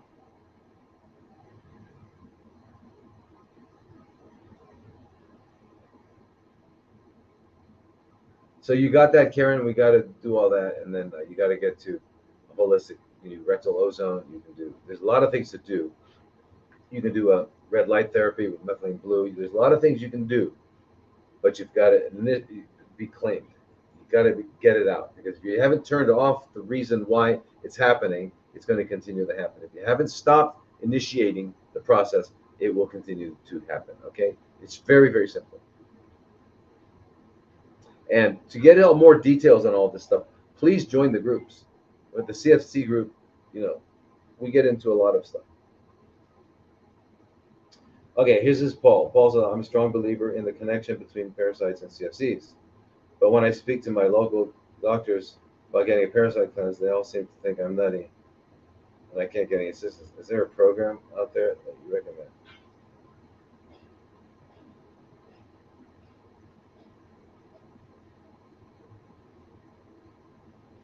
All right, so Paul, you're a believer in it. Does that mean, wait, do you know? Okay, I'm not sure what you mean by that. Do you know that there's a connection between the parasites? Okay, good. I hope you know it. Good. And you're gonna talk to a local doctor. They don't know anything. You can talk to them about maybe sports. You can talk to them about sports, or maybe you can talk to them about fashion, or you can talk to them about maybe politics, but not this. They don't know. Um, Now, you, if you, if you, if you go to my website, and you'll see there's a webinar on parasites, and I give out, I give some protocols, basic protocols you can. But the point, even if you know the protocols, where you're going to get it from. So we've talked about this multiple times. You just, there are Indian pharmacies.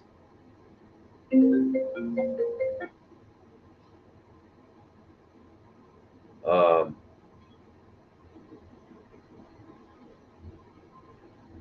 there's one pharmacy in what do you call it?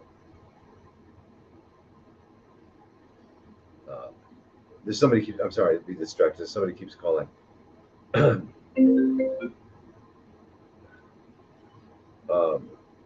in Texas, Beaker Pharmacy, but you have to have a doctor write the prescription. So it's really hard. That's why it's better to get these from a source outside. You don't have to go to a doctor, because most doctors won't write the prescription. And then if you get the prescription, most pharmacists won't fill it because they'll think it's too much. So you can't go talk to them about it. If you go talk to your local doctor, they, you know, it's like talking to someone about an opinion. So join our parasite group, because there's a lot of people on there that are getting the antiparasitic medication from different places, and uh, I'm working on something where well, real soon I might be able to do that, help people out in that regard. Okay, so real soon, but in the meantime, uh, you got to go. Okay, so the Indian pharmacies. What are the Indian pharmacies? So people are telling me that they're not working as well anymore. Alldaychemist.com is one. What is the other one? All Day Chemist. Maybe people can put in the chats. Alldaychemist.com.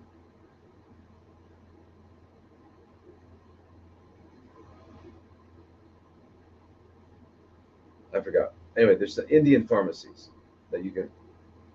Um, Thing is, it takes a long time. Or you can get them from niclosam.com, Niclo, NICLOSAM.com. get niclosamide from Lithuania. Um, you get fenbendazole and ivermectin a lot of times from veterinary types of supplies, veterinary. Uh,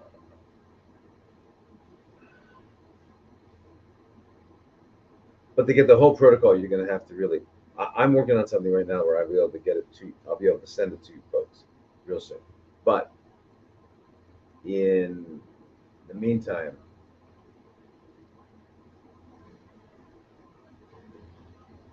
well, if you can go to our clinic, we could. We don't usually see people, but we're going to start doing that. We're going to start doing that. We're going to see people for parasites as well soon. But anyway, you can come to our clinic and we'll get you going on that. But again, then we got to find that pharmacy. Right now, we're using the one in Texas. But then again, it's expensive too. It comes to like 1,100 a month, 1,200 a month just for that, and that's a lot of money. So on the other hand, if you can get them from the Indian pharmacy, it was like a third of that, a lot cheaper. And what I'll be able to do is going to be a lot cheaper as well. Okay, so now the question was, what if here was it.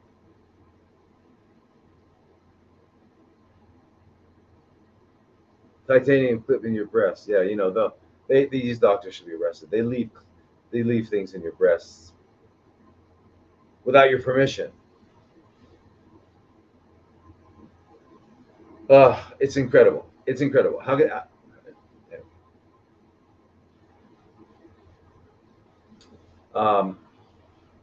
so we've got to get the Paul. We've got to get join the parasite group. Or watch the webinar. I list all the Indian places to contact. But you just can't rely on the medical profession. Isn't that crazy? Uh, what a shame. Now, in the meantime, you can get Hulda Clark's. What do you call it? She's got several different herbs that are very good at that. And if you can get a practitioner to help you get Cellcore, they have a anti-parasitic one. I think together those two are really going to be very good until you can get stronger medications. But get started with those. Hulda Clark's, I don't know what it's called.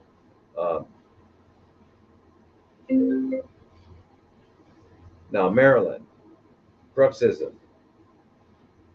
Thank you very much, Marilyn. Can you advise about Bruxism? I had no idea I was grinding my teeth until recently. I noticed that my teeth are misaligned on my left. They don't seem to fit. My front teeth are hanging over. I was shocked.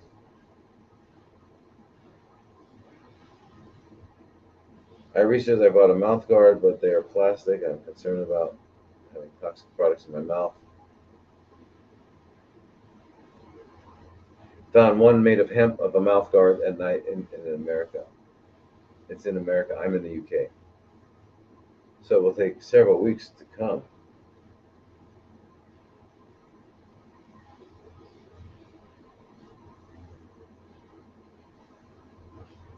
Okay, so now, is it worth going to a TMJ practitioner who would be a lot cheaper than a biological dentist? Well, first of all, you're in the UK.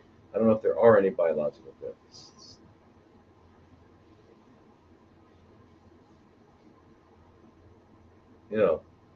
Real biological dentists.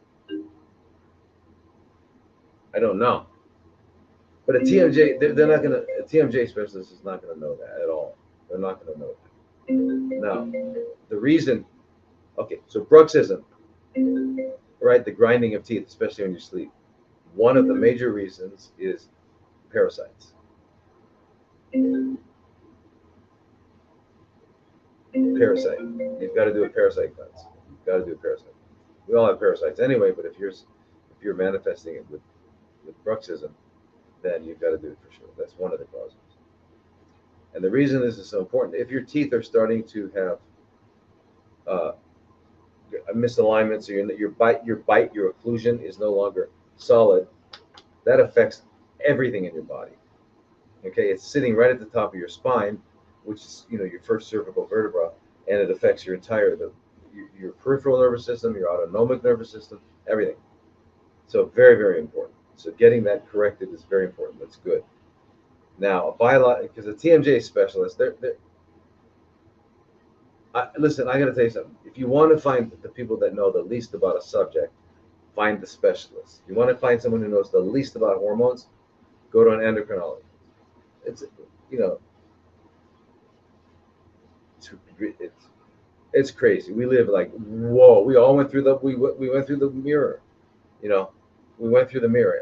Life is upside down and backwards. Everything that appears to be is not. Not most of everything, but everything that appears to be is not what it appears to be. So you don't go to a TMJ specialist. You'd be better off going to a podiatrist. I'm not sure that would be any value either. But here's your bite is off. So now a good biological dentist is going to look at your cranial bones.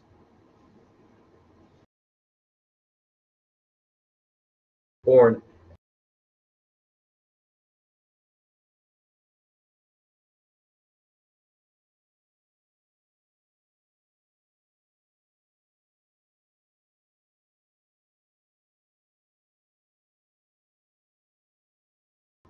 which will then affect your entire spinal cord.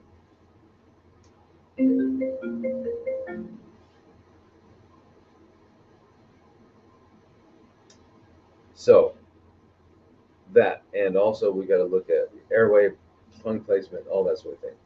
So you need to go to a good biological dentist who will do a 3D cone beam CT. But the grinding of teeth, a lot of times it's parasites. So and no one's going to tell you that. No one in the medical profession is going to tell you that because they don't know it.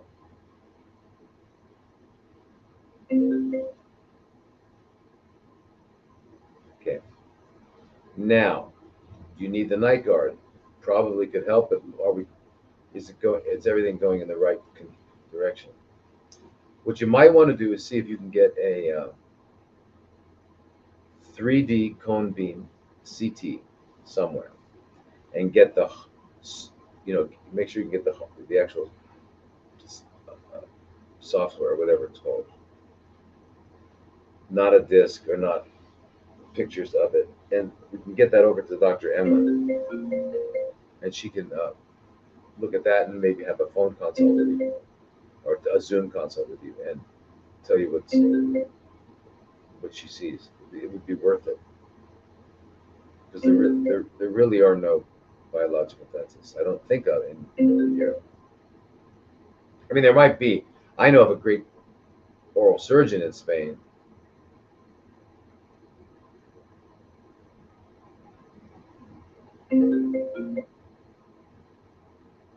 So, Marilyn, let's do that. Get a 3D cone beam CT of your jaw, and let's get that off to Dr. Emma Abramaya, okay? And ask her for a Zoom consult, okay?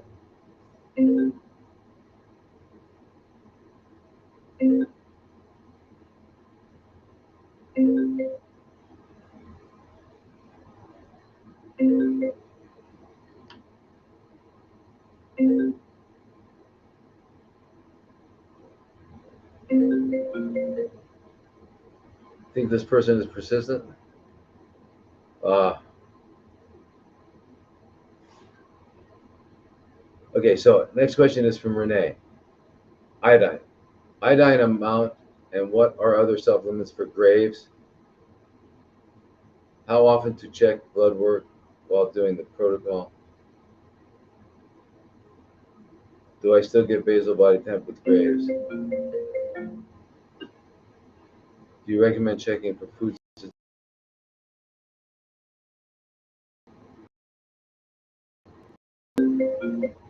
You have Graves. They probably have you on.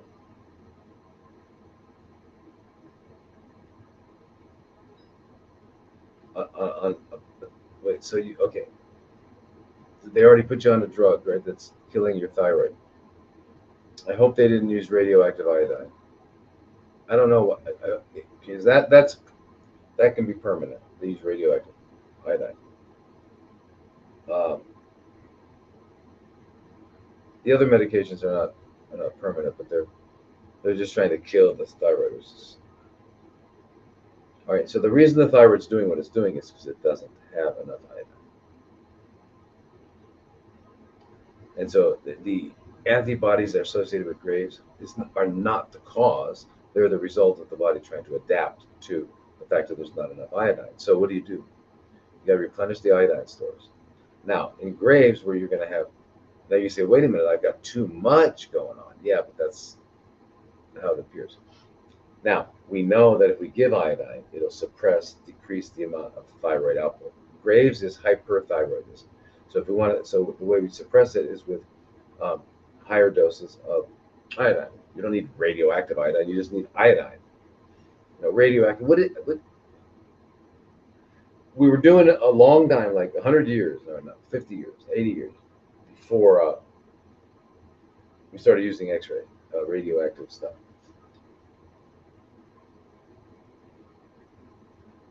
So the iodine works. So why would you make it radioactive?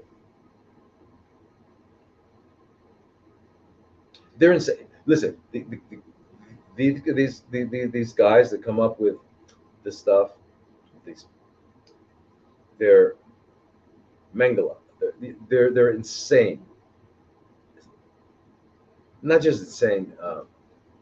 They're like they're not opposed to serial eliminating people in a serial way. And I don't mean Kellogg's. I don't mean Kellogg's or Post or whatever they are. Cereal. I can't say the certain words I can't say because that's why you guys, we're going to go to X and we're going to go to Rumble and I'm going to quit everything else because all these other guys. I mean, they might be fun, but I don't know because I don't use them. But I mean, for personal, just for this, but they might be fun, but if you can't say the truth, then it's the. And I have to always watch what I'm going to say. I don't want to watch what I'm going to say. I want to just say it. Uh, okay, so let me just tell you about a woman I had from Chiang Rai, which is northern Thailand. She came and she didn't know she had a condition she was in a condition that the sorcerers would uh, use to cast a spell on her, and they would have used the word Graves. She was like, oh, always uncomfortable and anxious and heart palpitations, and she didn't have ectophthalmos. She didn't have bulging eyes or anything like that, but and she was very uncomfortable and like almost short of breath. And so I was examining her and I did the Achilles reflex, her Achilles tendon on her ankle. And I went, that's supposed to do that, supposed to do. Right? So that's one of the ways in which we, by physical exam, are able to look at hyper or hypo. Hypo to go, it comes back slowly. Hyper goes. It should just be, that would be normal. So hers was highly reactive. So then we did some thyroid tests, and they were really high, and then their antibodies were high too. Well, if you have high thyroid with no high antibodies, then they just call it hyperthyroidism. But if you got the antibodies, they call it great. So anyway, what was normally done in medical practice is they'll give someone propranolol, which is a beta blocker, which blocks the cardiovascular, the cardio, your heart rate. You have a tachycardia, but you also have increased, not only going faster, but each contraction is stronger. Well, you can actually accomplish that with just like tenormin, which is atenolol, which is a cardioselective beta blocker instead of getting all the. But anyway, they do that.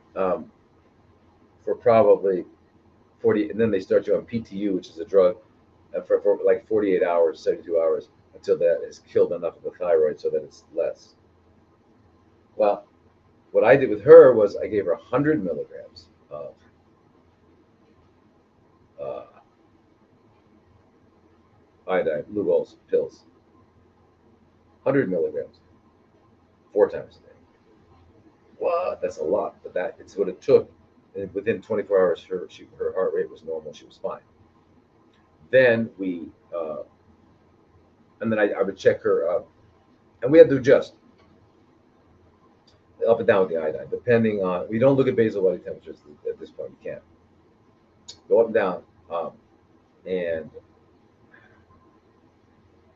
uh, this is one time that actually blood tests are helpful.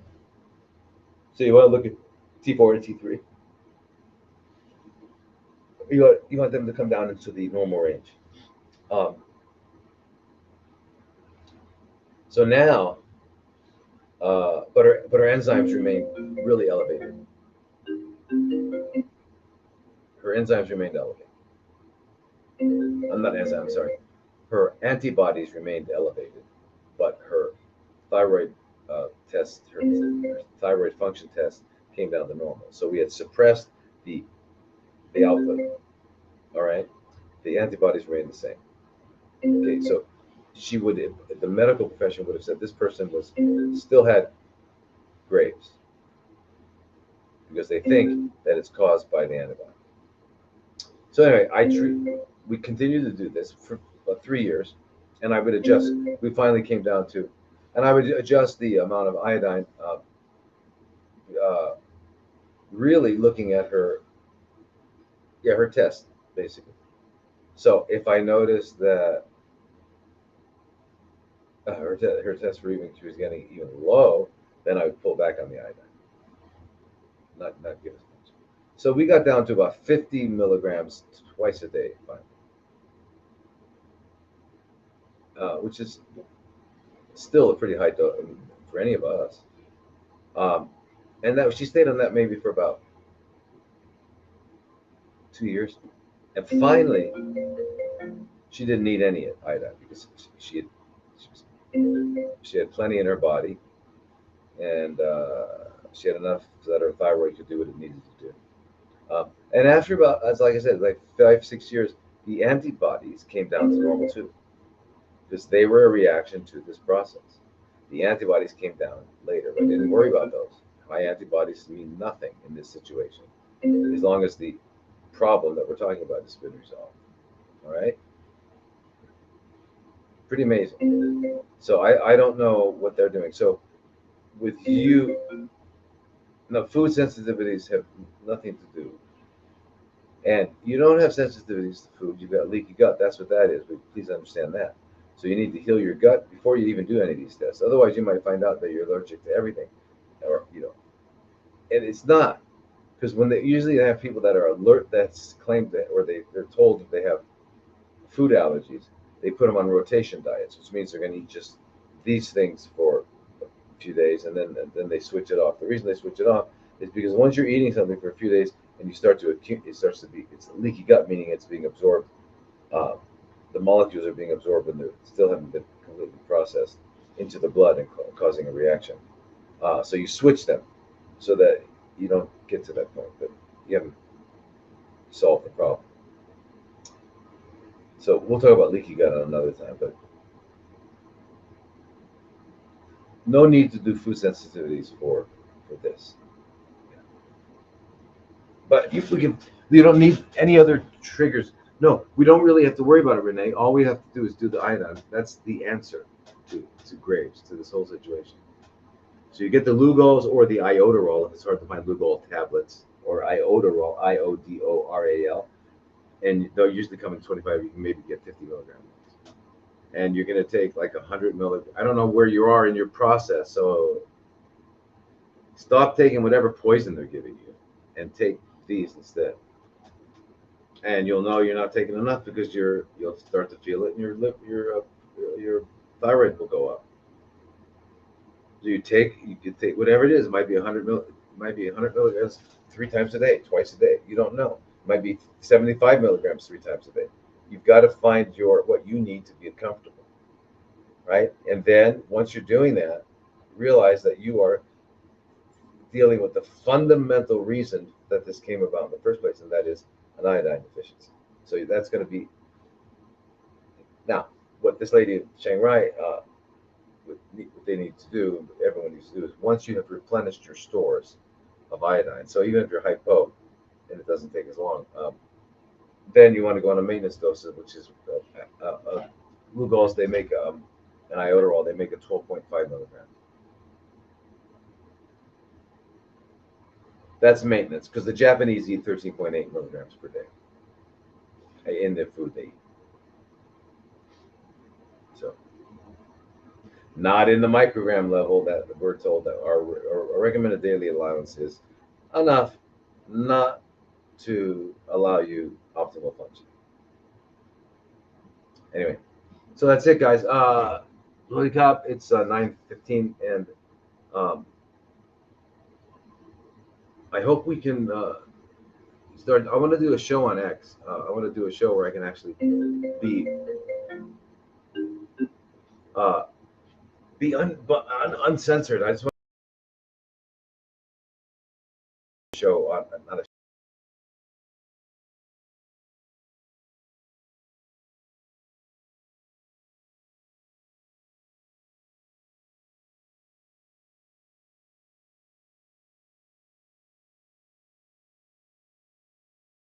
that is back on again.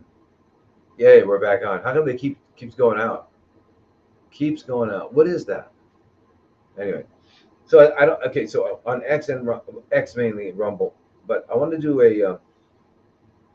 So I think please start watching these on there, because I'm telling you, all of these other platforms are going to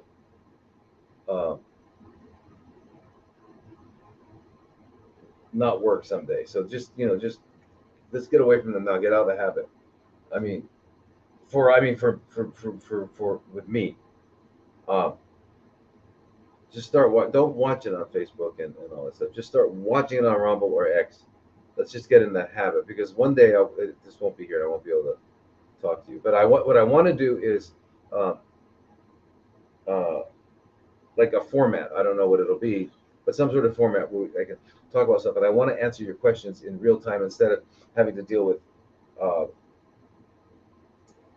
questions that were sent in and then only getting a couple of them. I think it's much more fun for you guys and for me to answer them in real time, right? So that's going to be a lot better. But we've got to get over. I'm only going to do that on Rumble and X. In fact, I'll start doing that. I'm going to start doing that. I'm going to do. If I put my Sunday night, if I do this only on Rumble X, then you can't see it on anywhere else. Maybe that'll help me do it, because we got to get away from these guys. All right. Okay. Listen. By the way, I saw this horrible photo. Yay. Yay. Good, Gina. Or X, and I think because X, they're you can have shows. You can have, like Tucker Carlson and stuff. You can have. So, I don't know if you can do that on Rumble. We have to see what Rumble allows. I think X is X, both. But I saw this horrible photo. That was just. I don't know why. I don't understand it. So it's on Air Force One, right? Or some ship, some not Air Force One, since he's not yet there. He hasn't taken this oath. But there's Trump sitting next to Elon. And the cross is RFK Jr. and some other guy I didn't know. And they're all eating McDonald's. Like, what? And smiling. Why? To me, this is irresponsible. Or not irresponsible. It's purposely uncool. You have just endorsed people to engage in behaviors that can result. Why didn't you do a smoking Marlboro cigarette smoking ad? You know, it's the same thing. They're all smiling. Now, I'm sure RFK Jr. doesn't eat that way, so he should not have said, not be willing to go. It's not funny. They're all smiling as if it's funny. Why is it funny? Do you know? Do you know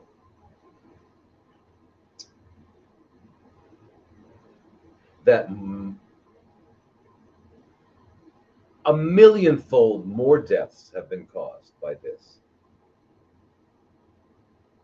than cigarettes, heroin, well, combined? Okay. So it's not funny, guys. Trump, Elon, RFK. Come on, you guys. What are you doing? Trump, if you still eat that way, you know, okay, great. You're like an anomaly.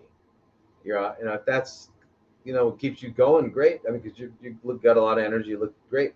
So do it, keep doing it, but don't recommend it. Don't recommend it. You don't think it's real? I think that's what he eats.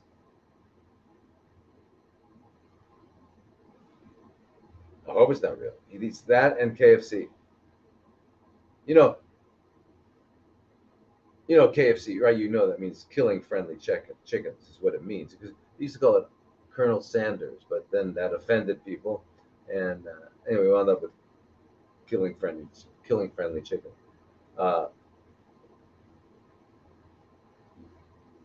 So now I'm seeing that, you know, who knows what's true. They're using a lot of human meat to make fast food. What's the difference if they? I don't know what ultimate stuff. I don't know what the ultimate burgers. There's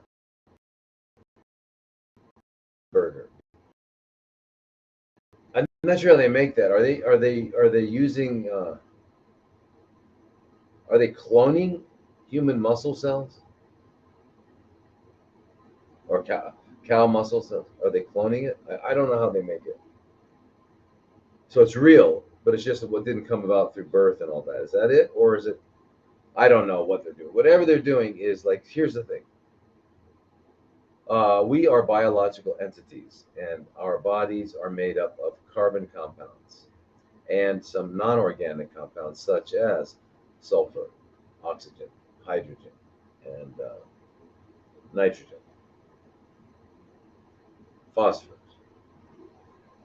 and then of course we got a bunch of electrolytes in there, you know, sodium, magnesium, however, boron, and manganese. We got minerals in there, but basically we're biological entities, and as the parts need to be replaced, they've got to be replaced with the same stuff.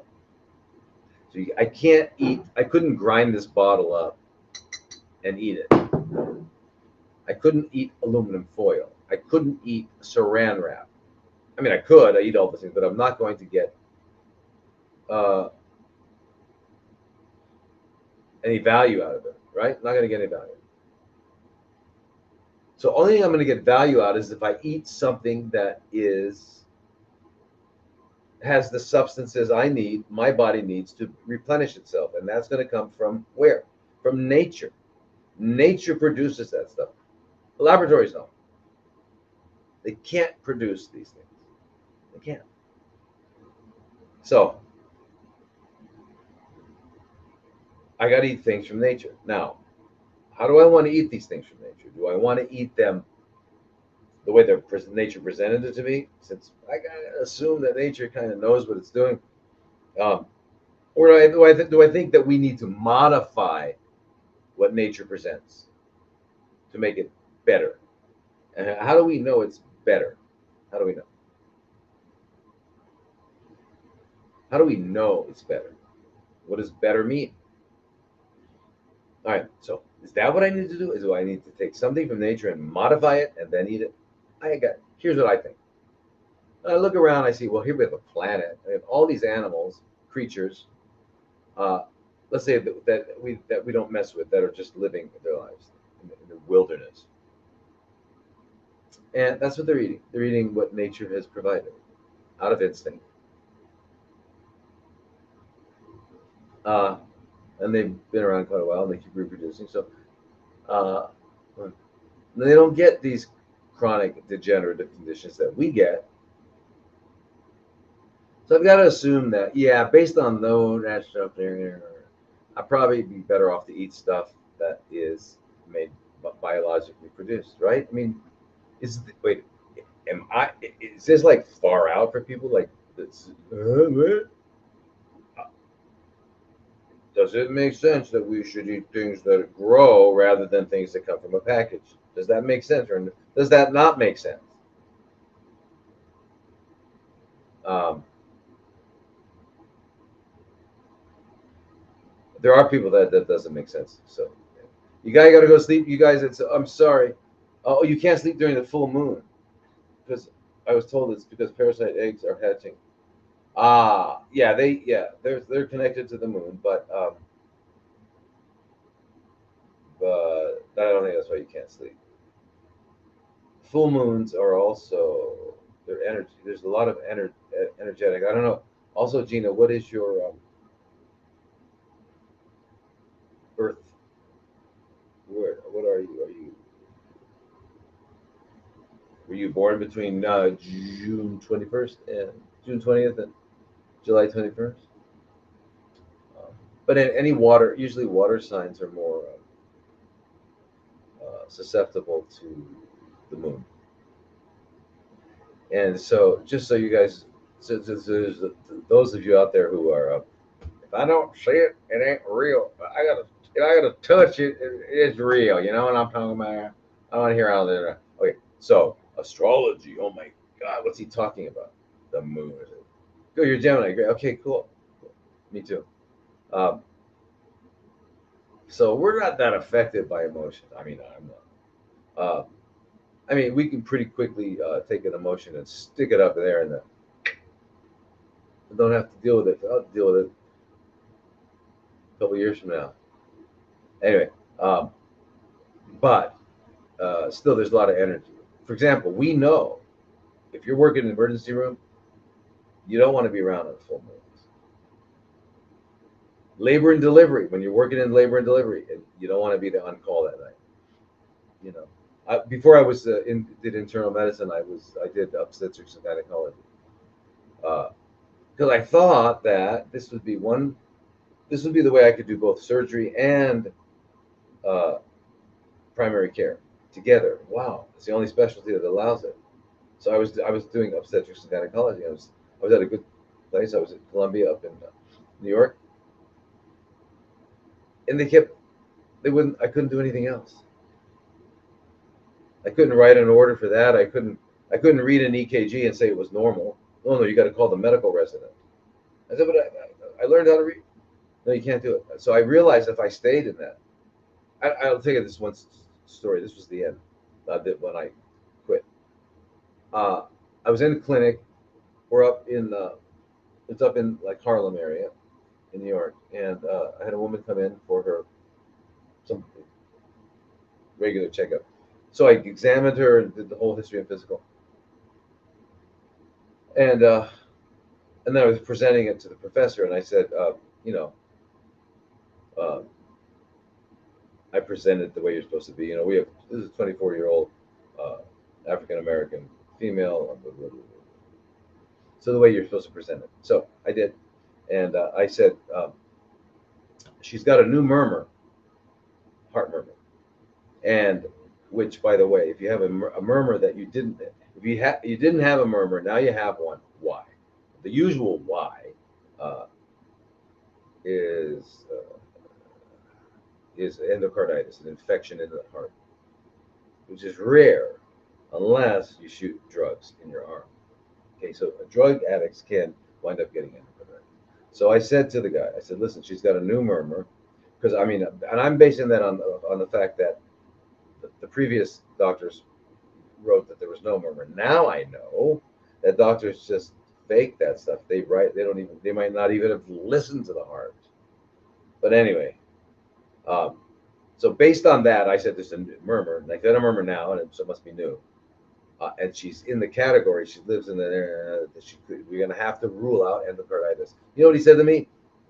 What are you listening to the heart for? Right? Because I'm just supposed to do a pelvic exam, and that's it. And I said, no, I can't. That's why I quit. And fortunately, in those days, OBGYN was the most popular. Everyone, so it was really hard to get into residencies. So there was a woman in internal medicine who had wanted to get in and she couldn't. I found her. I said, let's switch. So then we got permission from everybody. We switched, and I got out of OBGYN and went to internal medicine, which is fantastic, especially there where I learned everything. By the way, I'm going to do this one show, one thing, whatever, on just, I think it's interesting. I was blown away. It's the things that I've seen in the emergency room in New York City. Yeah, it'll be amazing. You're gonna say, nah, he didn't. No, there was no way that happened. So, anyway, yeah. I don't know where we were, but we're pretty much done, aren't we? So the full moon. So I think the energy from the moon is there's a lot of energy from it, and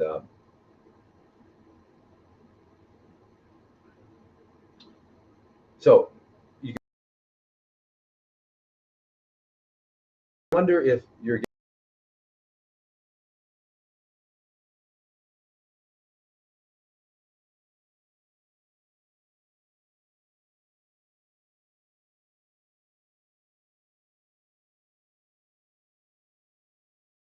somehow.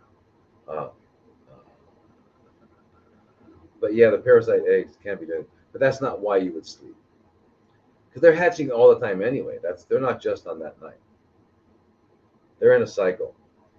Okay, they're in a cycle. That's why we have to do 3 on, 1 off, 3 on, 1 off, 3 on, 1 off, because they hatch, right? And remember, they are not numbers; they are a mass.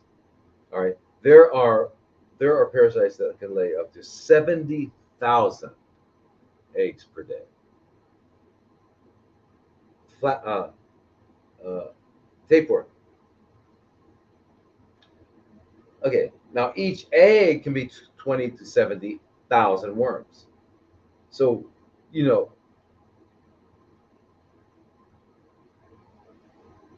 that's why when I see you look at the PDR, the physician's desk reference, or any other kind of guidelines to writing prescriptions for uh, medicines, and they say, oh, you take praziquantel 600 milligram once a day for 7 days.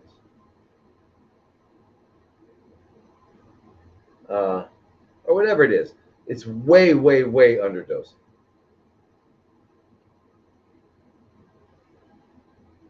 They underdose. They underdose with narcotics too. People, wait a minute, he's feeling too good. Don't give him any more. You shouldn't use narcotics, but if you have to, you have to. There are situations where you have to do it so that the person is working. Let's do whatever we're doing. Let's do it right. That's all. Whatever we're doing, let's do it right. So the only thing that they want to take it as far as they can, they'll give as much as they can, is chemo, it turns out. In fact, they call it maximum tolerated. That's what the standard dose is. Maximum tolerated, meaning any more and you're dead. So one of the things they're establishing in their studies is what is the maximum tolerated? How much can we give them without killing them? Well, yeah. But everything else, one of these, be very careful. I even see it says, I mean, vitamin C seems to be very promising, but we haven't looked. We need to look at the long term. What are you talking about? The long term, the vitamin A or nutrients. We have to look. But Pfizer, Moderna. Hey,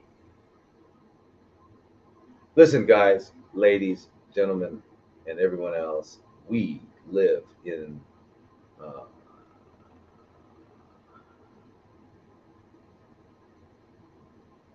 a complete make-believe world. It's none of it's real. None of it's real. Even what you and I think is real. So none of it's real. So, and as John Lennon said, what was it? Well, who was it? Paul or John? John, nothing is real and nothing to get hung about. Strawberry fields forever, you know? So what do you got? See you guys next week.